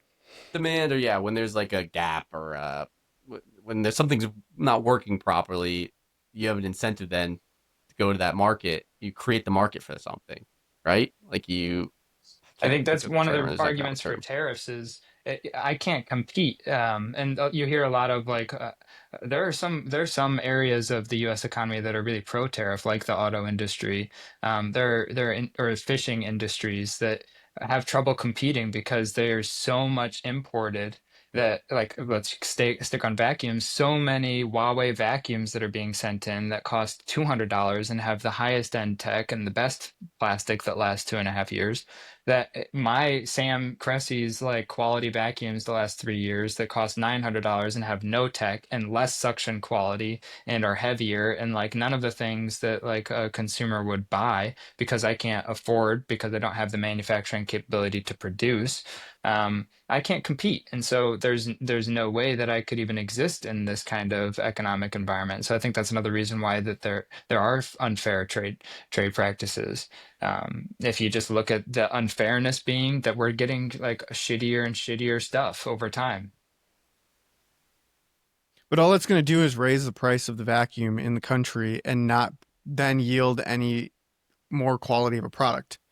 Because yes, you're going to now be able to sell your vacuum, but you're going to have to do it for either you could maybe do it for the same price at a really shitty quality or for a really high price at a better quality, but now you've still just raised prices overall in the vacuum market. So my argument to that would say vacuum is just a thing that we can't make here.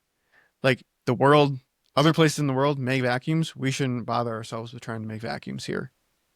Just like we shouldn't bother ourselves with trying to make t-shirts. Like You know no one what wants to do the we work. shouldn't have to bother ourselves to make vacuums because our vacuums shouldn't have to be replaced every 2.5 years. We have 8.5 billion people on the planet that need a new vacuum every 2.5 years. Why the fuck are we making so many vacuums? Like we should make one vacuum for everybody and it stays in that family for generations. Like I'm not saying we need multiple factories to be able to compete on this stuff. I'm saying we need to value something differently so that we don't get in this situation where we have 8.5 billion vacuums every 2.5 years.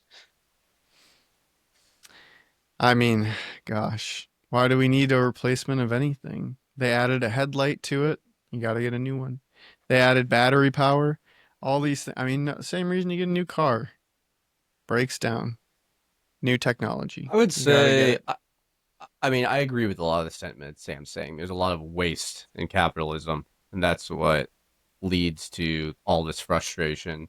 Um, I think I know I'm only 28 years old, but in my years of life, I think I've just found that human beings are never content. I don't think Yeah. they ever will be content no matter what. Yeah. Because you can say my life is terrible and I don't want to ostracize people. Like, people have very difficult lives, don't get me wrong. And I think we're all pretty privileged and we come from good households and we've been raised right, I think. And some people have had really tough lives and they would say their life sucks. But at the end of the day, the quality of life for a human in America is better than right now is better than any time in history. Even if Yes. you are working for minimum wage in the United States, you probably have a cell phone, you probably have a roof over your head, you have amenities that like they didn't have 100 like just like plumbing, AC. I mean, you can A just look around the car. world where places don't have this means of transportation to get where you're going. Like, don't get me wrong, life is still difficult, but it's better for the bottom than it's ever been. And to what Austin's point about having people do jobs for low wage in other countries, you can look at the Industrial Revolution in the United States. It's like that sucked. Their living conditions were terrible, but it led to the boom that we have now. And then we started implementing, there were unions. We started adding civil rights laws, protections for workers. Those countries will eventually implement those when their citizens start to make money. Like that's how we built our country. If the model worked, which we've been pretty prosperous, it should presumably work for the nations as well. I mean, like, look at India. I think India is probably a good example. Like, a lot of our jobs were exported to India, and now they're one of the biggest economies in the world. And sure, they have a lot of poverty as well, but I think the overall quality of life is probably being raised.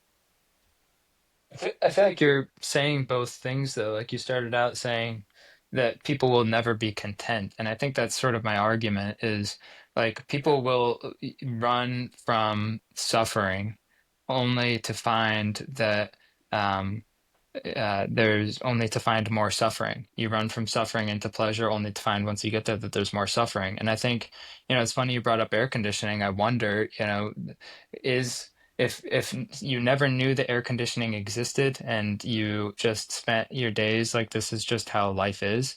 I know, people died from heat stroke and stuff, but if it was just like your everyday of life, um, like you probably wouldn't complain about the heat. And now you get air conditioning and now you're uncomfortable in the heat. And so like, yeah, your life is objectively better because you have air conditioning, but I don't know. And you have public transportation, but now people are like spending an hour and a half on the train and like being harassed by people. Like there things that you can measure as like your life getting objectively better. But I think overall, if you just look at human happiness, I think that's a better measure. And I don't know that that is like ever increasing alongside technology. So like I don't know why we measure technology's benefit by the existence of itself. That doesn't make sense. It should be by the effect that it's having on people. And you can't say that you're better off for having air conditioning because you have air conditioning. You would have to say you're better off, you're happier now, and that is evidenced by, all of this other stuff that makes you happier. But I don't think it's true. I don't think people are You don't happier think on that the dating qual apps. you don't think that the quality of life of a 20 of a whatever 30-year-old today versus the average, like you have to somehow average all of this together. The average 30-year-old today, the quality of life is not better than the average quality of life of a 30-year-old in 1925.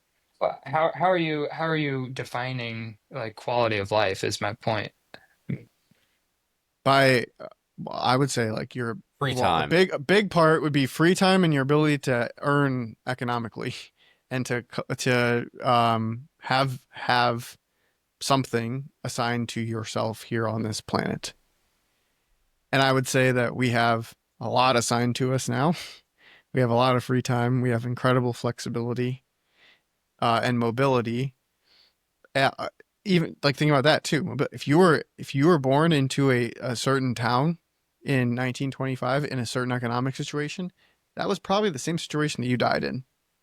Today, you have unlimited capability to now become whatever you want to be in whatever place you want to do it. That's the dream. That's the dream.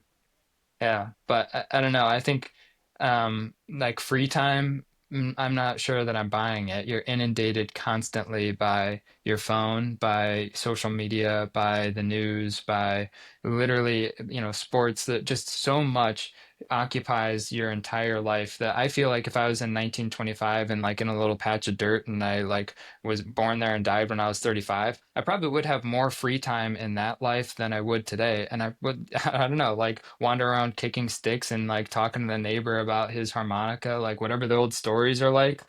Like, is that guy like en masse? Did he live a worse life than mine because I have an $800 vacuum? I wouldn't feel comfortable confronting that guy who lived a happy life kicking sticks and talking to his neighbor about the harmonica. Like, who am I to say that his life was worse because he doesn't have the stuff that we have? I don't know. I mean, like some like shelter, things like this. All I'm saying is that it's like the focus on happiness that's the important part. Like there is a lot of stuff today Well, that makes people happiness in their lives better, but I think that's not the driving fact force behind the innovation. I think the driving force behind the innovation is for innovation itself, and that seems wasteful. but what's the purpose of our time even on? We're getting way off. This is fine. That's We the can I we think thing. can this close. is way on But course. This is the heart of the matter that we're trying but to what's the address. purpose of being? What is the purpose of Don't you still do that stuff? humans that you on were just Earth? saying? What is That's our the purpose That's the to? question. It's a societal question that we are now having to reckon. We're having to ask ourselves, what is our purpose? Are we only here to produce things and then now with AI coming, like why do I exist? Why do I go to this job every day? What did I like live for? Is it just to make money and work and then die? I think this is the entire like societal reframing that we're now being faced with is what is our purpose? But don't we? Okay, to your point there, yes, we do have a system that's built around trying to just maximize profit and make money. But at the end of the day, what's the point of money? Money is to give you the option to spend and do not spend, sorry. Money is in It's a essence just a point way system. to yeah, it's a way to live your life. The more you get, the more chances you have to like indulge onto like what makes you happy. Like I know they don't want to say money equals happiness because it's not the only thing, but it's like the more money you have, the more supposed time you have to do with what you want. So I mean, yes, this got very existential, but I think like what you were saying about the guy like kicking around a stick all day, like you could still do that if you wanted to. I think I think most of the happiness that you're directing is less the technology, it's more of like social media. I think Totally. social media is corrupting people's brains and it's really impacting us as a society that's Yeah. really damaging. I think the internet's fine. I think most of our technology is great. Like I've been trying to find things in the world that make me happy recently. Like I've been with all the news that like you said we're inundated with and it's just slammed in our face, especially with social media. I've been trying to find like things that I've thought like, "Oh, that technology is really cool." Like AI, that's kind of like it, but it's also scary. Like I understand why people are also scared of AI. So I've been trying to find things like, oh, that just sounds really promising. Like that's really cool. Like people might disagree on this, but I was talking with Austin about this right before we got on here. And did you see that company uh that's like cloning or not cloning, but they're creating animals that have gone extinct? They're like using The CRISPR. direwolf. Yes, Yes. the direwolves. It's Colossal Biosciences, and they brought back direwolves. I was like, that's just really cool. Like, I mean, some people might be hesitant. They're like, oh, it's just Jurassic Park. But personally, I think like, wow, science has come so far, and innovation That has is come cool. so far that we've been able to do something like amazing like this.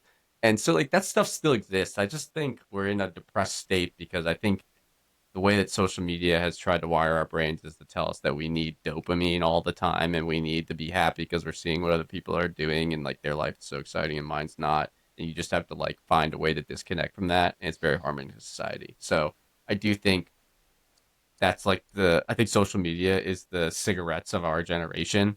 And I think it's very damaging, but I don't think technology as a whole is what's really driving this. It's yeah, it's our time, right? And that's social media is one of the major um, hungry things in society that's trying to get our time and our attention. And I think really that's the only thing that we have. That's really what money should be. You asked the question, what is money? Money at the end of the day is a representation of your time and how you value your time on Earth and how you're going to spend your time. Um, and I think that the way that we use money is what's more important about the fact that money exists at all. And we should be use money in a way that makes our time here on Earth, better. I have a new economic system. If you guys want to hear it, and this is similar to the movie In Time, I think it's called, with Justin Timberlake, where they have I like love little that numbers. concept. Pretty cool, pretty cool. What if you had a currency system based entirely on your age? I'm not sure how it would work. Again, there's a lot of things to work through. We don't have to go through it, but I'm curious.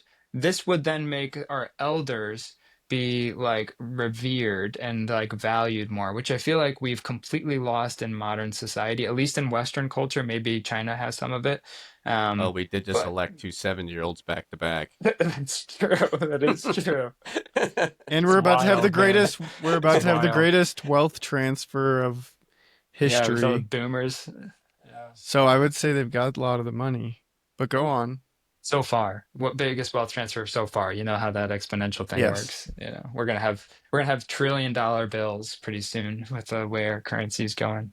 I want to do a whole segment on Social Security one of these days. I've been looking into Social Security because, like, All I know we right, we talked a can lot do that. about debt today, and Social Security and Medicare are like 80% of our debt. Like We should. we talk That would be about, actually a really good we one talk a to lot do. about debt, but like the debt is mostly self-imposed United States Yeah. debt. It's Yeah. not We could foreign forgive our own investment. debt We're too. trying to Programs. solve the debt crisis by going after foreign nations, but in reality, we created all these what do they call them? Not indulgence programs. What are they called? Oh Medicare and God. Social Security are Um, called entitlement. entitlement Entitlement programs. programs. Yes, the entitlement programs are what put us in so much debt because it's basically a pyramid scheme. Where like, oh, as long as there are a bunch more people coming in and paying into it, we're gonna have more money. And then they didn't Population growth realize is a that big issue. we stopped That's right. expanding, and so this pyramid scheme doesn't work anymore because the first I people would. didn't put any money in, and then they just expected all the people after them to pay their retirement, and then they didn't. So now we're in debt. When I was like Our 10 when I kids was will like pay 10 for years it. old, when I was like 10 years old, George W. Bush was president, and he was trying to reform Social Security, and I was a big fan, and I was I'm like this 10, 12-year old out there like spouting into the world that Social Security's broken and we need to fix this, and I, oh God, I mean, I didn't probably know a lot They back say then, but I it's the still third agree. rail. Yeah, I mean, no one, that's right. No, Trump has said he's not going to won't touch the The third entitlement rail programs. politics, and But like it's they like, to your say, point, that's 90% of the budget. Doge is, again, getting the headlines of things that they're finding, but Doge is fighting it's his small. social warfare. So Doge isn't going after the big stuff. He's fighting the stuff that he made promises to his base to fight. It's going after immigrants. It's going after programs that are just like affect the things that socially he said he would fight. But it's drops in the bucket when it comes to the national debt. It's nothing. All the debt is within the entitlement program, so they're going to have to reform in some way. But politicians will lose their Yeah. jobs if they try and do anything about it, so they won't. I don't think they'll have to, honestly. I think if we are able to control, um, our own currency and the resources to be able to produce things for like medical services, I think that the United States can just foot its own bill internally, sort of indefinitely. And I think that's, part of the retraction from a global currency to like more national sort of things. If you keep it all internal, you can sort of afford to pay yourself indefinitely because you're keeping it all internal. So you can keep things like Medicare and Social Security. I don't know about Social Security. That one's like, it seems like a crazy, crazy pyramid scheme, but We'd have to be producing at such a surplus to be able to pay for all of the people that are going to retirement because we're living longer. It's just a broken system. They How would give how you would deglobalization help us solve the Medicare problem? he's saying gonna bring in more money, but it's not. But From where? there's so much. We need so much money. There are too many people living. Like if you're someone who's like turned 65 and you live to 100, you get government subsidized funding for 35 years for doing nothing, for working for 40 years. Like you're getting maybe okay, more what if, than what what you if, made. what if, what if, what if what the United States does is completely devalue the dollar, right? And buy all of the Bitcoin available. Like it just spends all of the money that the US has possible. It prints it out of its wazoo. It calls all the debt due and drives Bitcoin to like 1 billion, just completely converts the dollar into the Bitcoin and says, okay, global trade, you are now in the United States 2.0.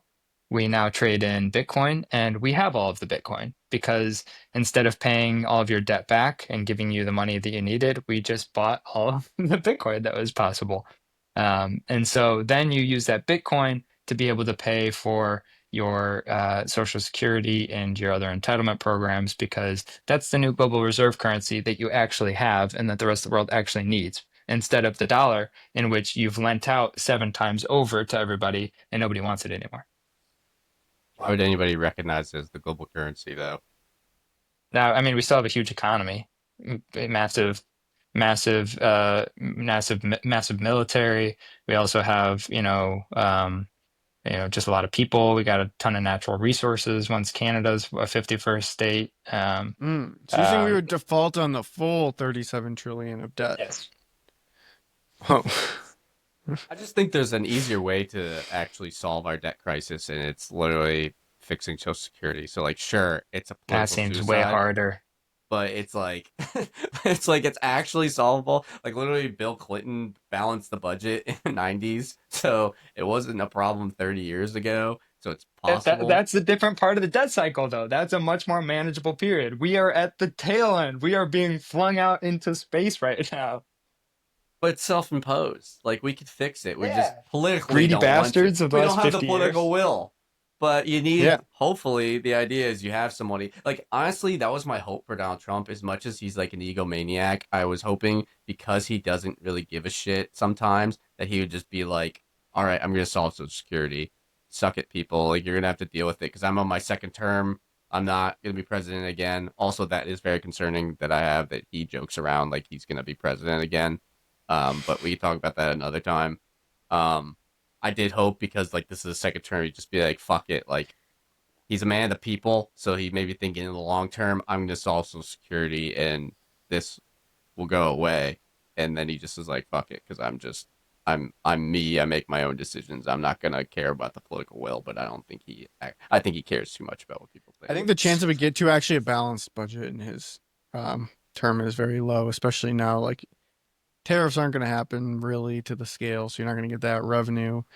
You're going to extend tax cuts, and you're not going to, if you don't touch the entitlement programs, like Doge is not going to find $1 trillion in savings. So you're still going to probably end up with your $2 trillion deficit every year. Last thing I'll say, then we can probably wrap, and this can be our tariff special.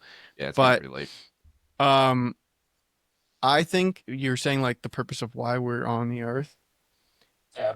I think that we are no different than any other species. We just ended up winning because we have these brains. And so our goal shouldn't be to just kick rocks around. Our goal should be to expand our species, defend our species, ultimately move our species off of this planet. If we were all to just be kicking rocks around, never have any innovation, never accelerate innovation over time, never discover things like AI, we wouldn't solve those things that I think that we need to be solving, and we'd get eliminated as a society or as a species. If we're all giving our own existential takes, I'll give mine as well. I think the ants would suppose. love to be in our shoes and to be able to build on this. They're building on a scale. It's just a small scale. They're building impressive things on a small scale. So Austin have- sees the world in the way where it's me versus the animals. Good to know. Yeah. I think of if I were to get existential, I think I would say I think we're here. I mean, I guess I can only look at it like what brings me happiness and like why I continue to go on is I find relationships to be something that keep me strong, keep me going. I think the fact, and that has to do with our big brains. I think the fact that we can create strong relationships with people, and friendships, and that is what a driving force. Like those bonds are an existential reason for me that I think keeps me going. I'd say like my family ties are huge. I think happiness is a big reason why like I keep going. Like I guess I'm not like I agree with Austin that like I think human beings should innovate and continue to move forward, but I don't necessarily agree that it should be at the detriment of our planet, right? Like if we are just like throwing things, if our capital system is leading to like huge waste that eventually is killing the planet, I'm not necessarily agree with Austin, where I think our goal should be to get off of Earth. I think we should find a way stability where people can, still innovate but live on the planet that we were born onto.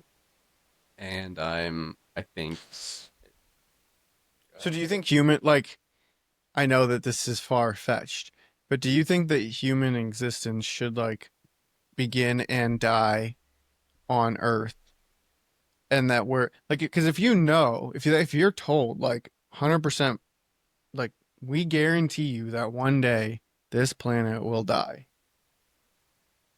then is your mindset like, okay, well, we're gonna die on this planet with it, or we need to find an alternative? above my pay grade. No, I Can I think flip the it back planet's not on? going to die.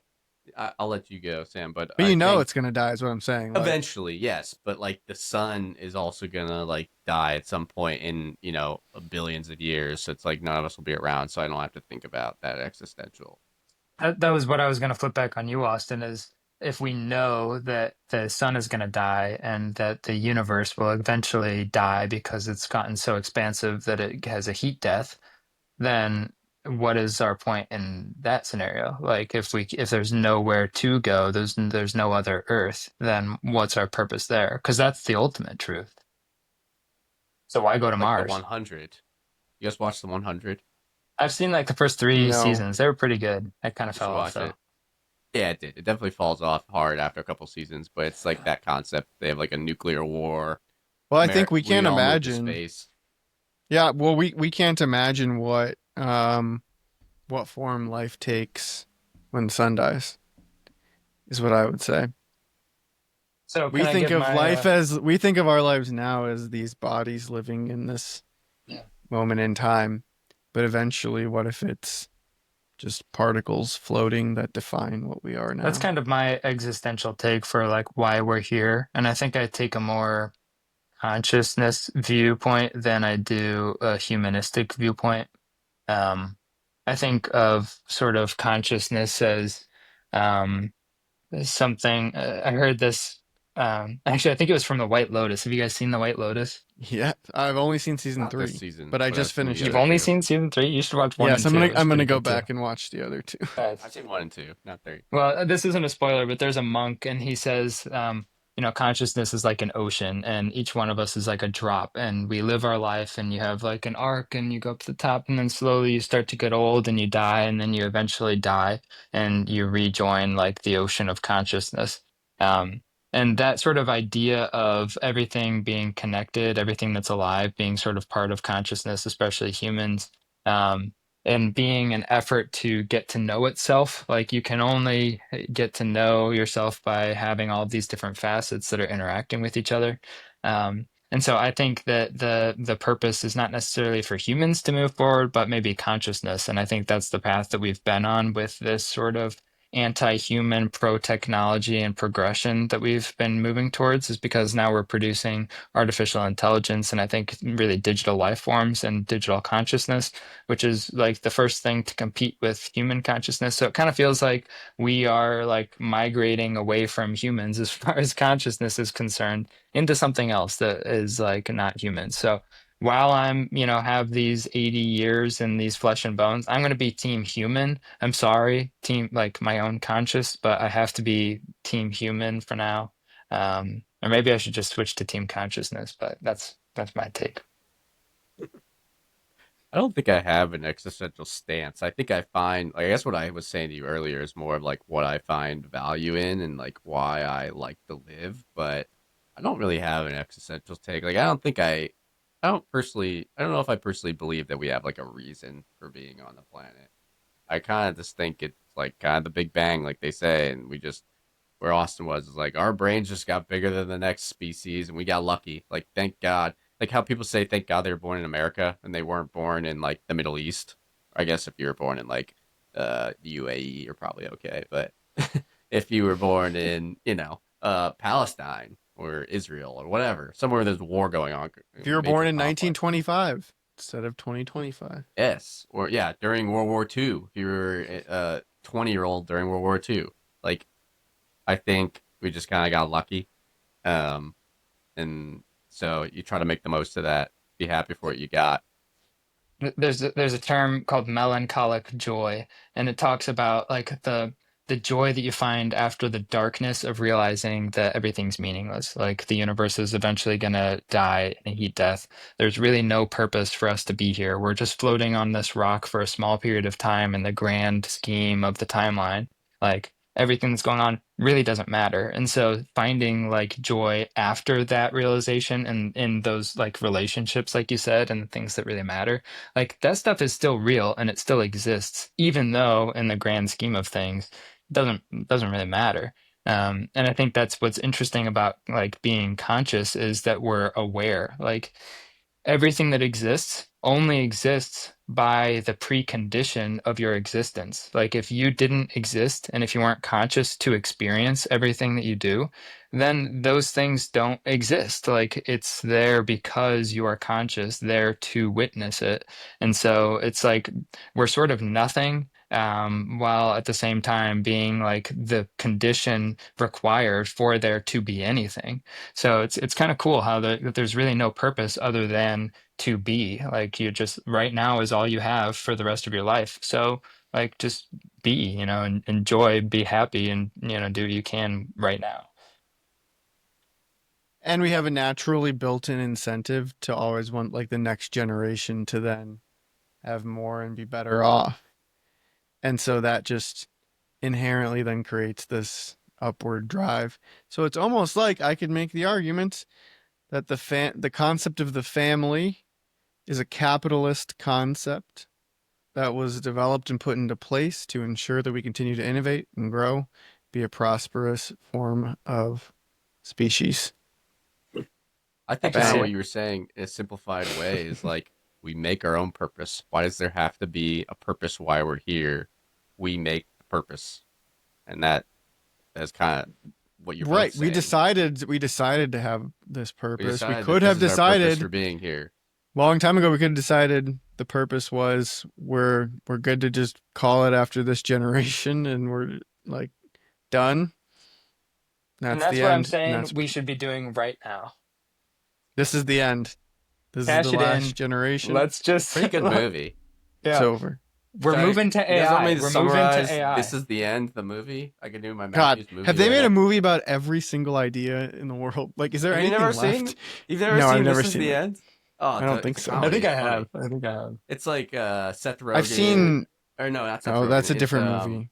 It's Are James you sure? Franco. Are there, James. like, It's a bunch of zombies or comedians. something in it, or It's like the apocalypse 2013. happens while they're Yeah. at a party. Seth Yeah, And they're Rogen, all, like, James stuck Franco, together. Jonah Yeah. I haven't Hill, seen that. Yeah, Danny Jonah McBride. Hill. Yeah, it's really funny.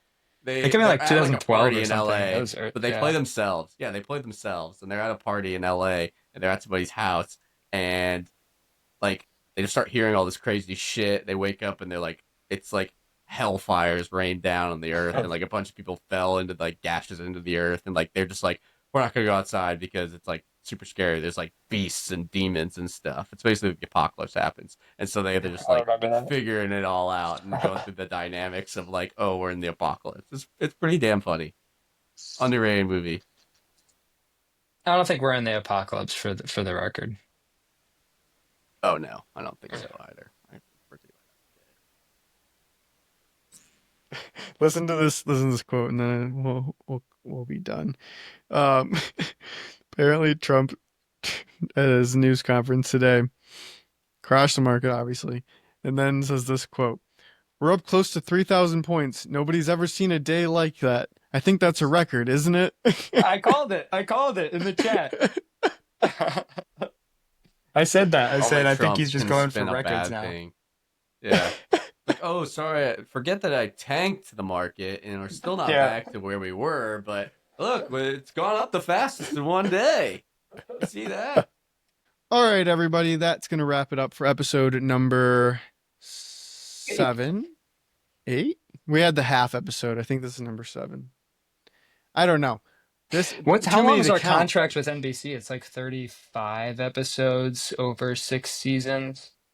We're doing at least a full year, they 7. said. So we were signed for a full year. Full but, year over 7 seasons. yeah, Justin's not going to be 17. happy about that. It's getting into This bi-weekly is- on a tertiary basis. Should our seasons be based on just the full year, or should we maybe just like stay at season 2 now? I don't know. I'm going with the naturist approach. start Let's go last with year? like the flowers. Yeah, I agree. Okay. Seasons of the year. We're So- in daffodil season. Yeah. Oh, all right. I thought you meant like spring. We could go with spring. That's simpler. Spring. I don't know We're very in the many spring flowers. season of- summer, and fall. That's We're in easier. the this spring season. season of the show. Thank you for listening. Hopefully you enjoyed the last 2.5 hours. Maybe you learned a little bit of something.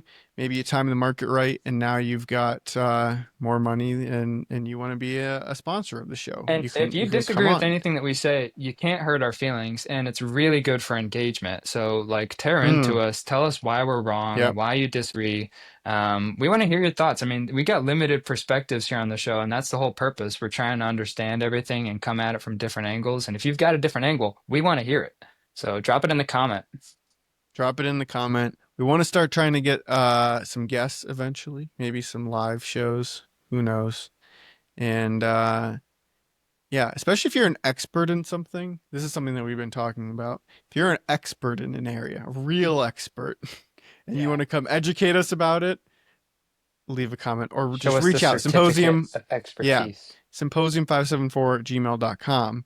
Send us your CV or resume for those of you stateside, and we would love to talk to you about some topic that you are highly knowledgeable in.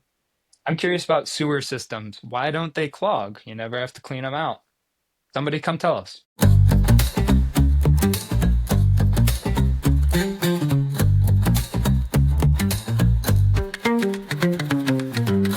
We've been talking since the 5th grade, and somehow we've got more to say. Beat kicks and faster rhythm. Inflation's high, the game's too steep. Stream wars rage while we lose sleep. Big tech's wild, the Fed's a mess, but let's start a party, I guess.